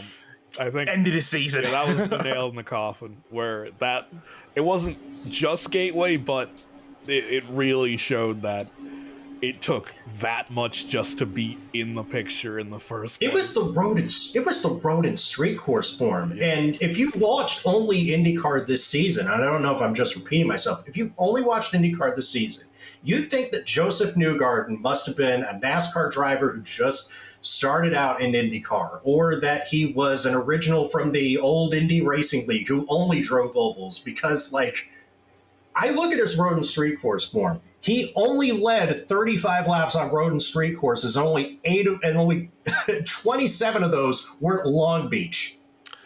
I need to point out, I was keeping track of this all year, and I mentioned it on the show a couple of times. Joseph Newgarden's average road and street course finish this year was 11th. 11. That's solid for a lot of teams. Not for Penske, and not by his standards either. Yeah. Joseph Newgarden is arguably the best driver in IndyCar post-reunification, and he had an average finish this year of 9.5, despite 4 wins. It is the greatest disappointing season of all time because he cratered after the Brickyard Grand Prix with 3 finishes outside the top 20. Technically one retirement among them, but you know what I mean. It dropped him from 2nd in points to 5th on the final day of the season. Yeah. Worst Newgarden season on overall standing since 2018. Because I think realistically talking in terms of the title picture, there was only like maybe Scott Dixon where you could look at and say, if you picked up a couple more points here or there, you could have won the championship. Everyone else, including Newgarden, it's like you had to pick up more wins to be in contention.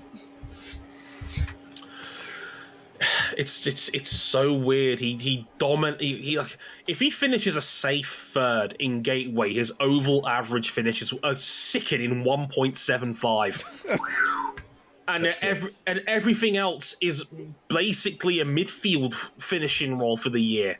It's such a bizarre season for Newgarden, but then you can always just whack an asterisk on the end and say, but he won the 500, so who cares? That's right. It's like I talked about with Elio, greatest driver to never won a series title, but the 4 Indy 500 wins. Yeah. You forget that Joseph's won 27 of these things by now. You forget that he won $1 million bonus for winning on every discipline an IndyCar race goes to. Yeah, did that last year. Like, Newgarden is so good. It's why we're kind of being harsh here, because I've said it before, the only guy in the IndyCar the last 5 years has been as good as him has been Scott Dixon. That's probably it on that list. And even Dixon is debatable compared to Newgarden since reunification. It also feels weird that, all the focus is on Newgarden, considering that one of his teammates finished higher than him in the standings. It doesn't. And that's all you're gonna get to. It doesn't feel like it. Dre, I regret to inform you that a second very fast guy from New Zealand named Scott has become a full-time fixture at the top of the table. Scott McLaughlin got the win at Barber, hard-fought win, and yes, he didn't win after that. He clutched out 3rd in the championship. Never finished lower than 9th after the Indianapolis 500. Low-key had a fantastic season. I saw some stats on this. He was the best qualifier in IndyCar after Detroit in the second half of the season, and his average finish after that was 5.6. McLaughlin was outstanding the second half of the year, and no one talked about it because of probably Palou's dominance, and then Dixon ending the year white hot. But McLaughlin, debatably, might be Penske's best driver right now. The experiment worked. Like, McLaughlin, it's almost kind of funny. I said in my season review, if you put together the McLaughlin of last year and the McLaughlin of this year and put them together, you'd have a championship level season. Like, he didn't have that ultimate upside of last year where he won 3 times and took the title fight all the way to the end. But he did develop a lot of consistency this year. Just fantastic. He was in the mix, in the top 10, pretty much all season long. I remember saying the Laguna Seca, and King said exactly what I said at the end of Laguna Seca. It didn't feel like McLaughlin was the best Penske this year. But when you actually look at the numbers and look a little closer, you realize McLaughlin was just there. All year long, he was in the mix, in contention, in around, and just racked up top 10s. He did what Marcus Ericsson tended to do. What you're seeing basically is a really good Ericsson season. Dude, to add to that consistency, I mentioned it before. In the 3 years that Scott McLaughlin has been racing full time, he has 1 retirement. Wow. The 2022 Indy 500 when he crashed out of it. He needs a big 500. It's the only thing that he's really missing now at this point, because he's done just about everything else at this point in this series. He's put together title campaigns. He's shown he can be a consistent driver. He can win on any discipline as far as I'm concerned. Because you forget he's an excellent oval racer. Yeah, he was better at ovals before he was excellent at road and street courses in this game. Yeah, he's a complete outlier. He was good at that first. Normally it's the other way round. And yeah, like right now, McLaughlin on current form is the best driver in a Penske right now. It's kind of funny how these things turn out in the end, but he was excellent this season. If he could peak a little bit more next year, I think he's got something that potentially could challenge for the title. It's worth talking a little bit about. Tough title defense for Will Power. Yeah, I mean, I want to make this point. If you watched 100 Days to Indy, and let's be honest, not many of you actually did, given how the TV ratings went down. There is an entire episode in there dedicated to Will Power, and he nearly lost his wife Liz earlier this year. It was complications from a staph infection, and being an MMA fan, I know for a fact people have died of staph infections. They are very, very nasty if you hit complications with them. You can clearly tell by watching interviews, seeing how he got down on track and off track. I don't think Will's head was fully in it this season. And it's understandable because if you watch 100 Days to Indy, you could tell just how prominent a role Liz plays in his racing life. She's there every weekend. She's a very calming influence, which is amazing given how much he chews bottles. It's like she takes Will's stress for him. It's great. And even then, sometimes it spills over. But just you can clearly tell that Power was not himself this year. And I think that I'm not using that as a pass for his subpar season by his standards, but I think it's important to note that. Yeah, absolutely. And I hope it's not. I hope what we're seeing is not like, the end of Will Power as a great IndyCar driver. Man, I didn't even think about that going forward because admittedly I didn't watch 100 Days to Indy that much. Because I wasn't going out of my way to look for it, admittedly. I was just like all laser locked in the races. I was in Discord calls when Zoe was sharing episodes and I watched the Will Power episode. For me, if there's one episode of 100 Days to Indy that's worth watching, it's that one, in my opinion, because that is a genuine, sort of heartstring pulling look at what makes a racing driver tick. Yeah, and that's something that also was fascinating. Yeah. And it humanizes a driver that we all think is just like a total rageaholic. That's what people think of him for like the last decade of his career. Yeah, and I promise you, if you watch that episode, you will see a different side of Will that I don't think we get to see very often. There's a lot of deep love for his wife and his family, and like I said, if you nearly lost a loved one like that. And then you've got to get in a race car and drive it at 200 miles an hour. I mean, that can do a number on anybody. We're human after all. So I'm not saying, like I said, I'm not using that as a total pass for what was a subpar year by Power standards, but I think it's important to acknowledge that at least. And I'd say that may be a factor because I remember watching him after Laguna Seca at the season's end and him being interviewed. And it was almost like relief that the season was over in that sense. And he even literally said, I'm happy to have my health. It was pretty obvious what he was talking about in the grand scheme of things. Yeah. So, again, we love Will. We do wish him nothing but the best, and obviously Liz as well, of course. And, I would like to see him back at something near his best.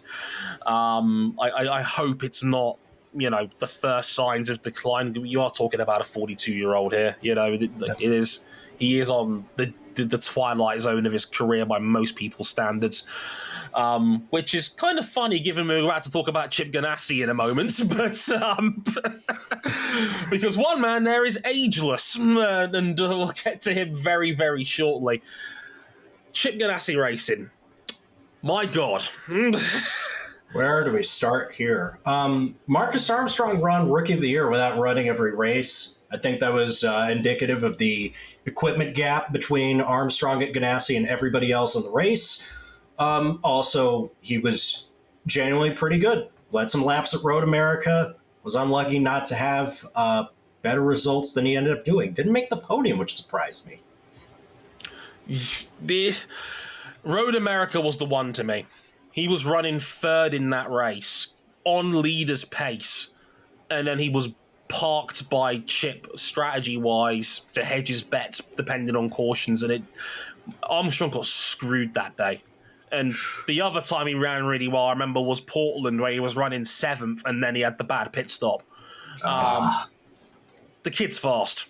No question. I'm like, he's come into IndyCar straight away and been in the top 10 consistently, roughly in that sort of top 10 ballpark. Yeah, that's pretty good going. King, he earned that contract extension. And next year for Andretti is going to be interesting because they're not going to have Marcus Ericsson. They are going to have Marcus Armstrong. And then they're going to add Rinus Lundgaard and Kyffin Simpson. What a combination. Wow. Where do you start? I always just think back to Rinus Lundgaard was set to drive an LMP3 at Road America until he got the call from Meyer Shank to replace Simon for a couple rounds, and he crushed it. At the Brickyard Grand Prix, he put in a performance at finishing 12th so good that Chip was just like, we need this dude on the books. Rinus Lundgaard watched everybody passing up for a seat this year, and now he's going to make it everybody's problem. The first thing I said when that deal was confirmed was, "What have you done, IndyCar? What have you done? You let Chip take a clearing road and was like, I want him." And I'm just like, If Chip is making a beeline for a guy, he has to have seen something. Yes, especially because these deals make Ganassi a full-time 5-car team next season. Yeah, we forgot. Kyffin Simpson is going to be full-time. And hey, if his upside somehow shines through in IndyCar more than it did in 3 mediocre years of Indy Nets, you have a fully funded seat filled with Cayman Islands money that's just like, hey, it pays for itself, and the guy's reasonably fast. Yeah, I hope it works out because he's been great in sports cars, but just not good in Indy Next. He's extremely raw, and I think this is still 2 years early for Kyffin, to be honest. But look, if he's paying for his own seat, fair enough. Run him, see what you got. Hopefully, maybe sometimes baptism by fire helps these dudes. Sometimes it doesn't. You just got to wait and see. Not sure how I feel about that one. Not sure how I feel about. Rinus Lundgaard is. It's no coincidence he walked into Meyer Shank and was immediately the best thing about them all year. By a country mile. And that's no disrespect to Simon and Helio, but he came into that team and was fast straight away without any question. Was running 11th in Nashville, and then he sadly put it in the wall with 10 to go. But the kid is quick, very quick. That's more than obvious. The story goes, he saw him finish 12th in Indianapolis and was like, I want him. And then apparently wrote him a check that Meyer Shank couldn't match. It was just like, there you go. Which is amazing given this is the man that didn't want to pay up for Marcus Ericsson until the very last minute, and then it was too late. Marcus Ericsson had another solid season. Started off the year with a win at St. Pete. Arguably could have been a 2-time Indianapolis 500 winner by the end of it. A lot of top 10s. Again, he's the best floor guy, and he's gotten better with more experience. He is not the Marcus Ericsson that people remember from F1. Also, I do find it hilarious that the floor guy almost won the Indianapolis 500 2 years in a row. It's amazing how these things turn out. Dude, there was more hype about Jimmy Johnson going in that 500 that he won than Marcus Ericsson.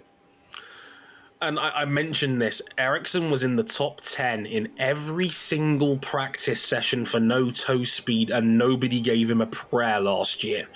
And then he goes and wins the damn thing and holds off Palou-over to do it on the final lap. And this time he had to face Joseph Newgarden, who probably had flames coming off his pupils, thinking, Joseph's finally going to win one of these damn things. Because we all know Joseph damn near drove into the pit lane on that final corner.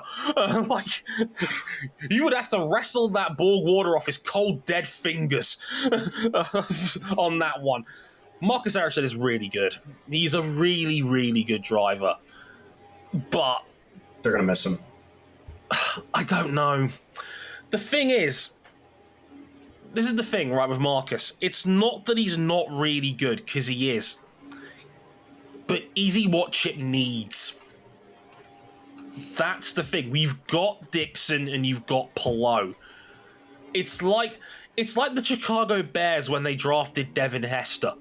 It's like, you took him in the third round. You would never take a kick or punt returner in round 3, but they did because they just won a Super Bowl or just got close to a Super Bowl, and they had a team that didn't have any real weaknesses. So they took a luxury option. They took a third round pick on a kick returner. Don't get me wrong, Devin Hester turned out to be pretty special.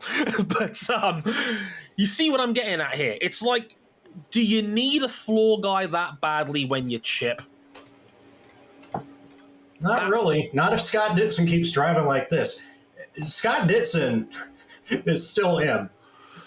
Outside of getting shoved in the tire barriers at Long Beach, Scott Dixon's season was perfect. He's 43 years old. He's 43, and Scott Dixon. Look, okay, perspective. I wrote my season review on it. I gave Dixon a 10 out of 10 score. His season was virtually flawless. He had 578 points. He won 3 races. He finished in the top 7 every race except Long Beach where he was taken out. Had an average finish of 5.4. 5.4 in his age 43 season. He got blown out in the title race. What? Because Alex Palou was just in another universe.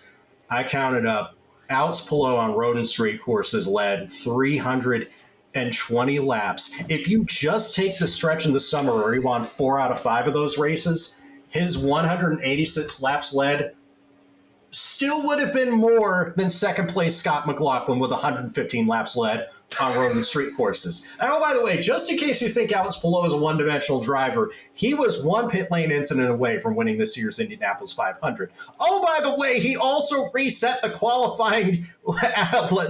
qualifying record at the 500 that Scott Dixon broke last year. Yeah, he was off the charts. Like we watched that 500 pole run from Dixon last year. I fell off my chair, literally fell off my chair watching it. King can attest to this. Palou had the greatest qualifying run in 500 history. It's just like, again, I'll say this one more time. Scott Dixon won 3 races, had an average finish of 5.4. and was 7th in 16th of the 16 out of the 17 races or better. He lost the title by 78 points. How? Alex Palou's season is unfathomably good. It is unheard of. I said it after Laguna Seca. It's the greatest IndyCar season I've ever seen. Has anybody seen anything like that? Not since reunification. No, this is the best season since reunification. It might arguably be the best season in a unified American open wheel racing league.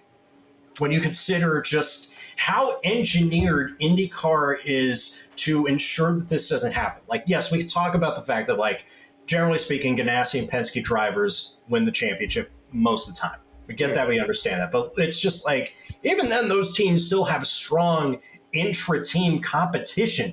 Alex Palou became the first driver to clinch the title round early since Sebastian Bourdais on a string of 4 in a row in the last years of Champ Car.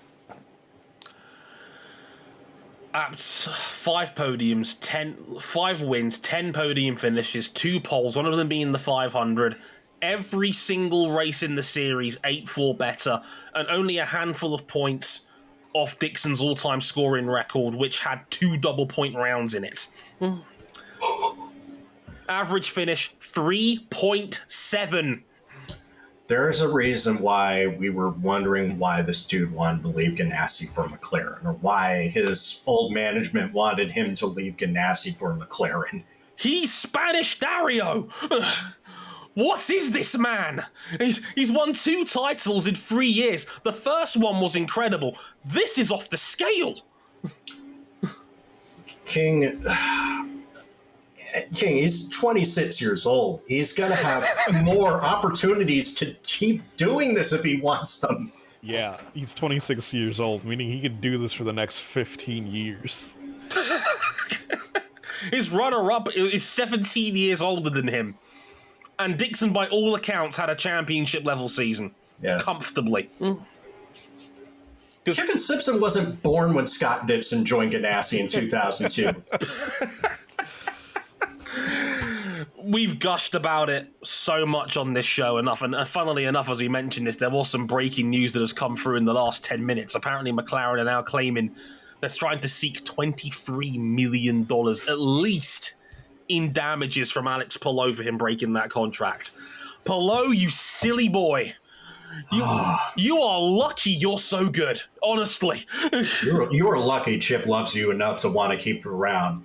and probably lucky enough that if you listen to certain rumors through the grapevine, that a certain yellow and red courier is wanting to help ease that blow a little bit. Look, we'll join your team. We'll slip you a check early. Keep that man on board. Basically, like, that's the rumor. The rumor is it's basically, here's a check. Keep him on board. Do what you need to do, basically. And can you blame them? He absolutely slaughtered the most arguably world-class field in single-seater racing. Yeah. There are 6 or 7 dudes who can win a Grand Prix at will in IndyCar. Comfortably. Like, Pato O'Ward, Scott McLaughlin, Joseph Newgarden, Will Power, Marcus Ericsson's put together title campaigns. These are all incredible drivers. Palou turned them into pillars of salt. It's just on a different level. Like, I want to see more of this in 2024. Like, I don't know if we'll ever see something like this again, but he's the guy that can do it. 2 IndyCar titles in 3 years. One was good. Like, there was nothing that summed up that title fight more than, and I think RJ might remember this. Do you remember? Like, sorry to mention it. Race 2 in Iowa. Joseph Newgarden wins that race to do the double in Iowa, right? Yeah. Gets out of the car, looks behind him, sees Alex Palou has finished in 3rd, and his face just dropped. Yeah, that's that was it. That was when I knew that Alex Palou was going to put together one of the greatest seasons in the history of American open wheel racing. When you consider the context, when you consider the level of play from top to bottom in the IndyCar series, this was outstanding. It was Dwight from The Office. He just turns around and just goes, fuck! It's the, hi, I'm here too, by the way. And you could almost tell that Joseph's brain said, how the fuck did you do that? Like, it was just, and that's when because Ganassi has not been good at short ovals traditionally. They're not a short oval team. They never really have been. And he got a podium there too. And that's when everybody just knew, yeah, it's over. If he's finishing third at Iowa, forget it. Cancel Christmas. It's over. Just forget it. And that's exactly what happened, because Palou didn't give anybody any room to breathe. And that was with Dixon. Like, Dixon went thermonuclear in the final 4 rounds of the season, and it didn't matter. Like, we were like, is Dixon still got the upside? Has Dixon still got it? He goes and wins 3 out of the last 4. And it just did not matter. That's how good Alex Palou is. Oh, my God. Before we get out of here, I would talk about some of the extra peripheral things, like Race of the Year. It was clearly Texas. I don't think there's any argument for that, really, is there? What took you so long, Texas Motor Speedway? Yeah. Do we want to talk about predictions? Because, man, we had a rough time with those. We did have a rough time with those. It wasn't great.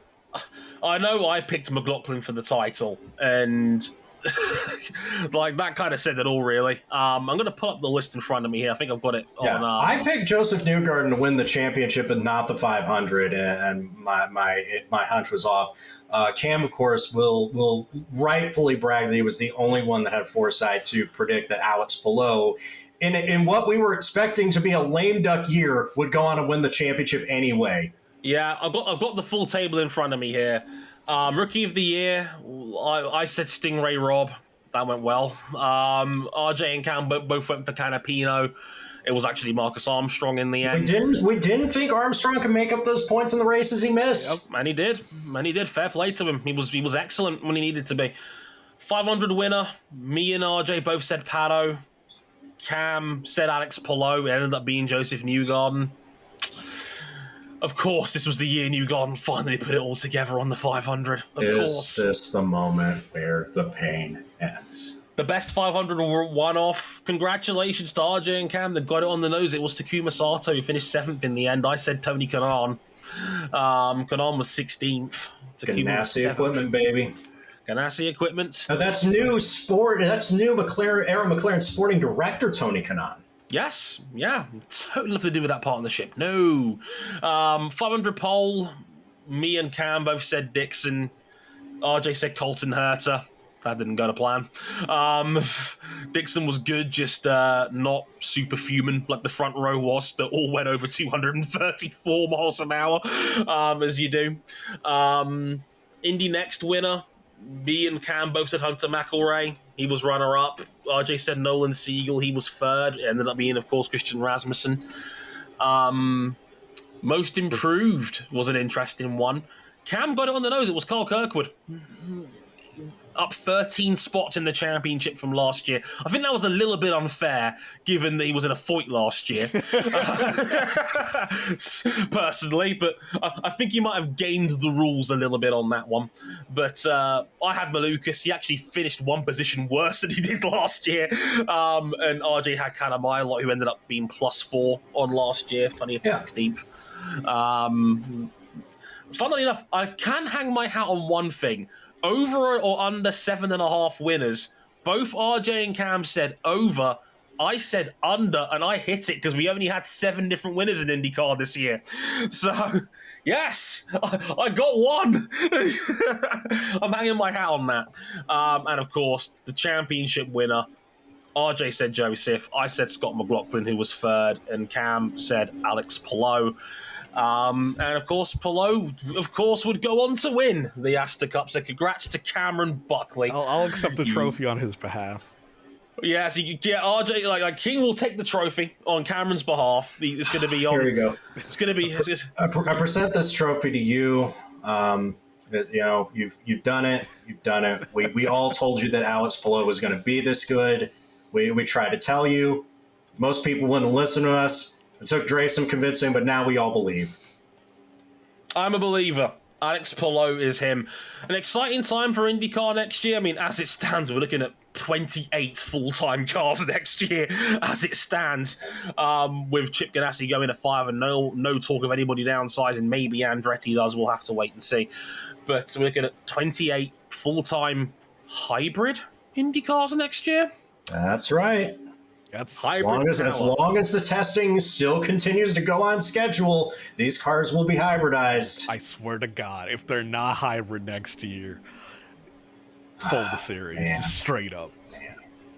Man. We will see how we go. But, gentlemen, before we get out of here, because we just crossed the 2-hour mark overall. We were spending a lot. People say we hate IndyCar here on this podcast. Oh, we love it. We love it. We just want it to be better, you know. So, King, overall vibes on IndyCar going into 2024 before we get out of here? Vibes are good. I know a lot of people have problems with schedule. A lot of people don't like the idea of having a, I can't say all-star race, but $1 million exhibition at a country club, but...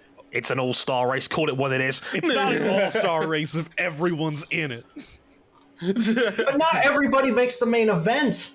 It's kind of an all-star race. As long as we're not putting any roll hoops down, to win it twice like Ryan Blaney did this year. Besides that, but I'd say, but overall, vibes for IndyCar are good, but we're reaching a very pivotal point where a couple of seemingly small decisions will heavily impact IndyCar's future. I'm begging you to get out of that Motorsport Games deal, Mark Miles. I swear to God, please get out of that Motorsport Games deal. What's your vibe check out then, RJ? This was another fantastic season of IndyCar racing where we had someone break through in a series that is engineered around parity to put together one of the true dominant campaigns. And I wish, like, sometimes watching IndyCar frustrates me because there's so much crazy-ass discourse about who's watching it, who's not watching it, how the drivers conduct themselves on and off the track, their personalities, all that stuff, even though they got personalities. I love watching this series, man. It's always fun to sit back and watch these cars tear it up around road courses, street courses, and ovals. Yeah, it's still the best single-seater racing in the world, in my humble opinion.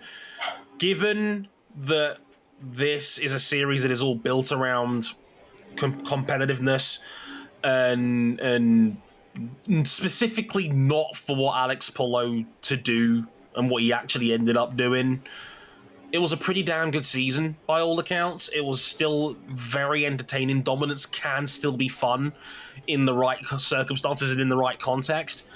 Texas was an all-time classic. Go out of your way to see it if you haven't already. A couple of other really good races in there. Detroit was just the right just the right degree of chaos for a really fun race. Just some really, really good action in there still. I'm intrigued to see how the hybrids get along. I think the 100 roads to Indy, 100 days to Indy was a shame because I think there's potential in that format. I think how they went about it probably wasn't ideal.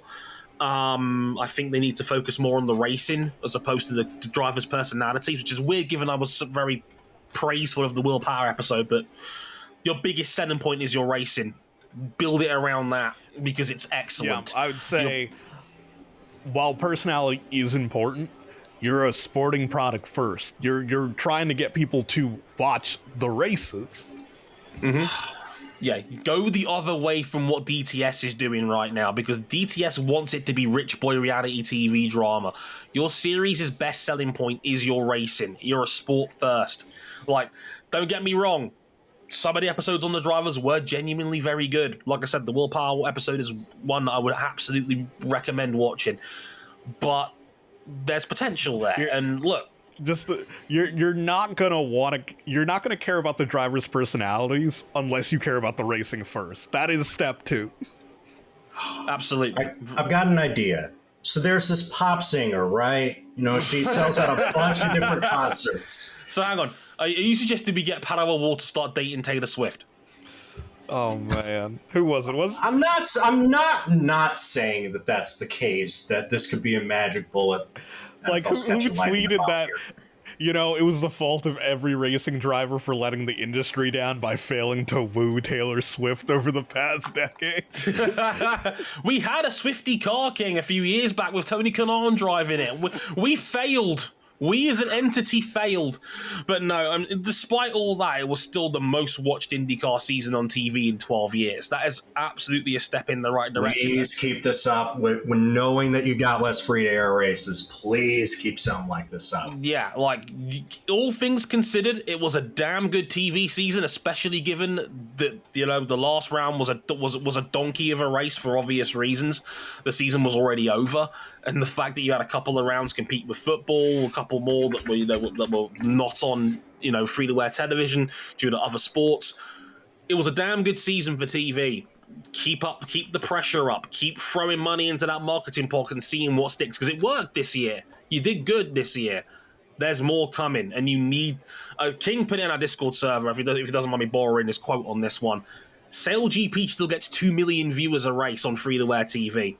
You've got to be doing better than the boats. Yeah.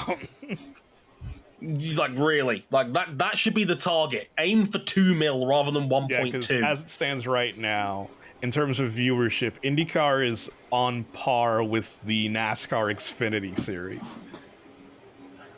which again, NASCAR's second division. Right. Exactly. So it's a step in the right direction, but more is needed, is what I would say. But look, overall, the vibes are good. The racing is good. What you're trying, I can see the promise in it, and hopefully you can build in them. Again, I'm curious to see how the hybrids get on.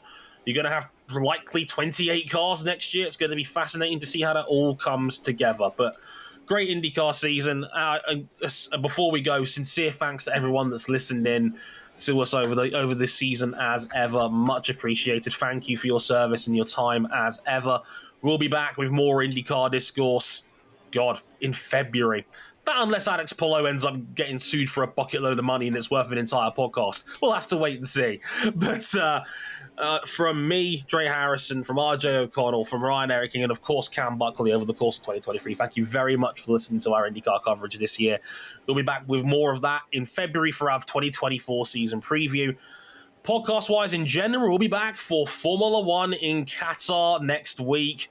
Max Verstappen only needs 3 more points to clinch his 3rd world title, which he'll probably get during the fucking sprint on a Saturday, as you do. What a weird time to be alive. But yes, Qatar next weekend. Hope you enjoy that. Until then, sayonara. Later, y'all. I'll see you at the Speedway this weekend if you're watching it. Come to the Indianapolis 8 Hour, because that's another event that needs spectators at it. Yeah, and I'll be at Petite next week. Yo, me too. Let's go.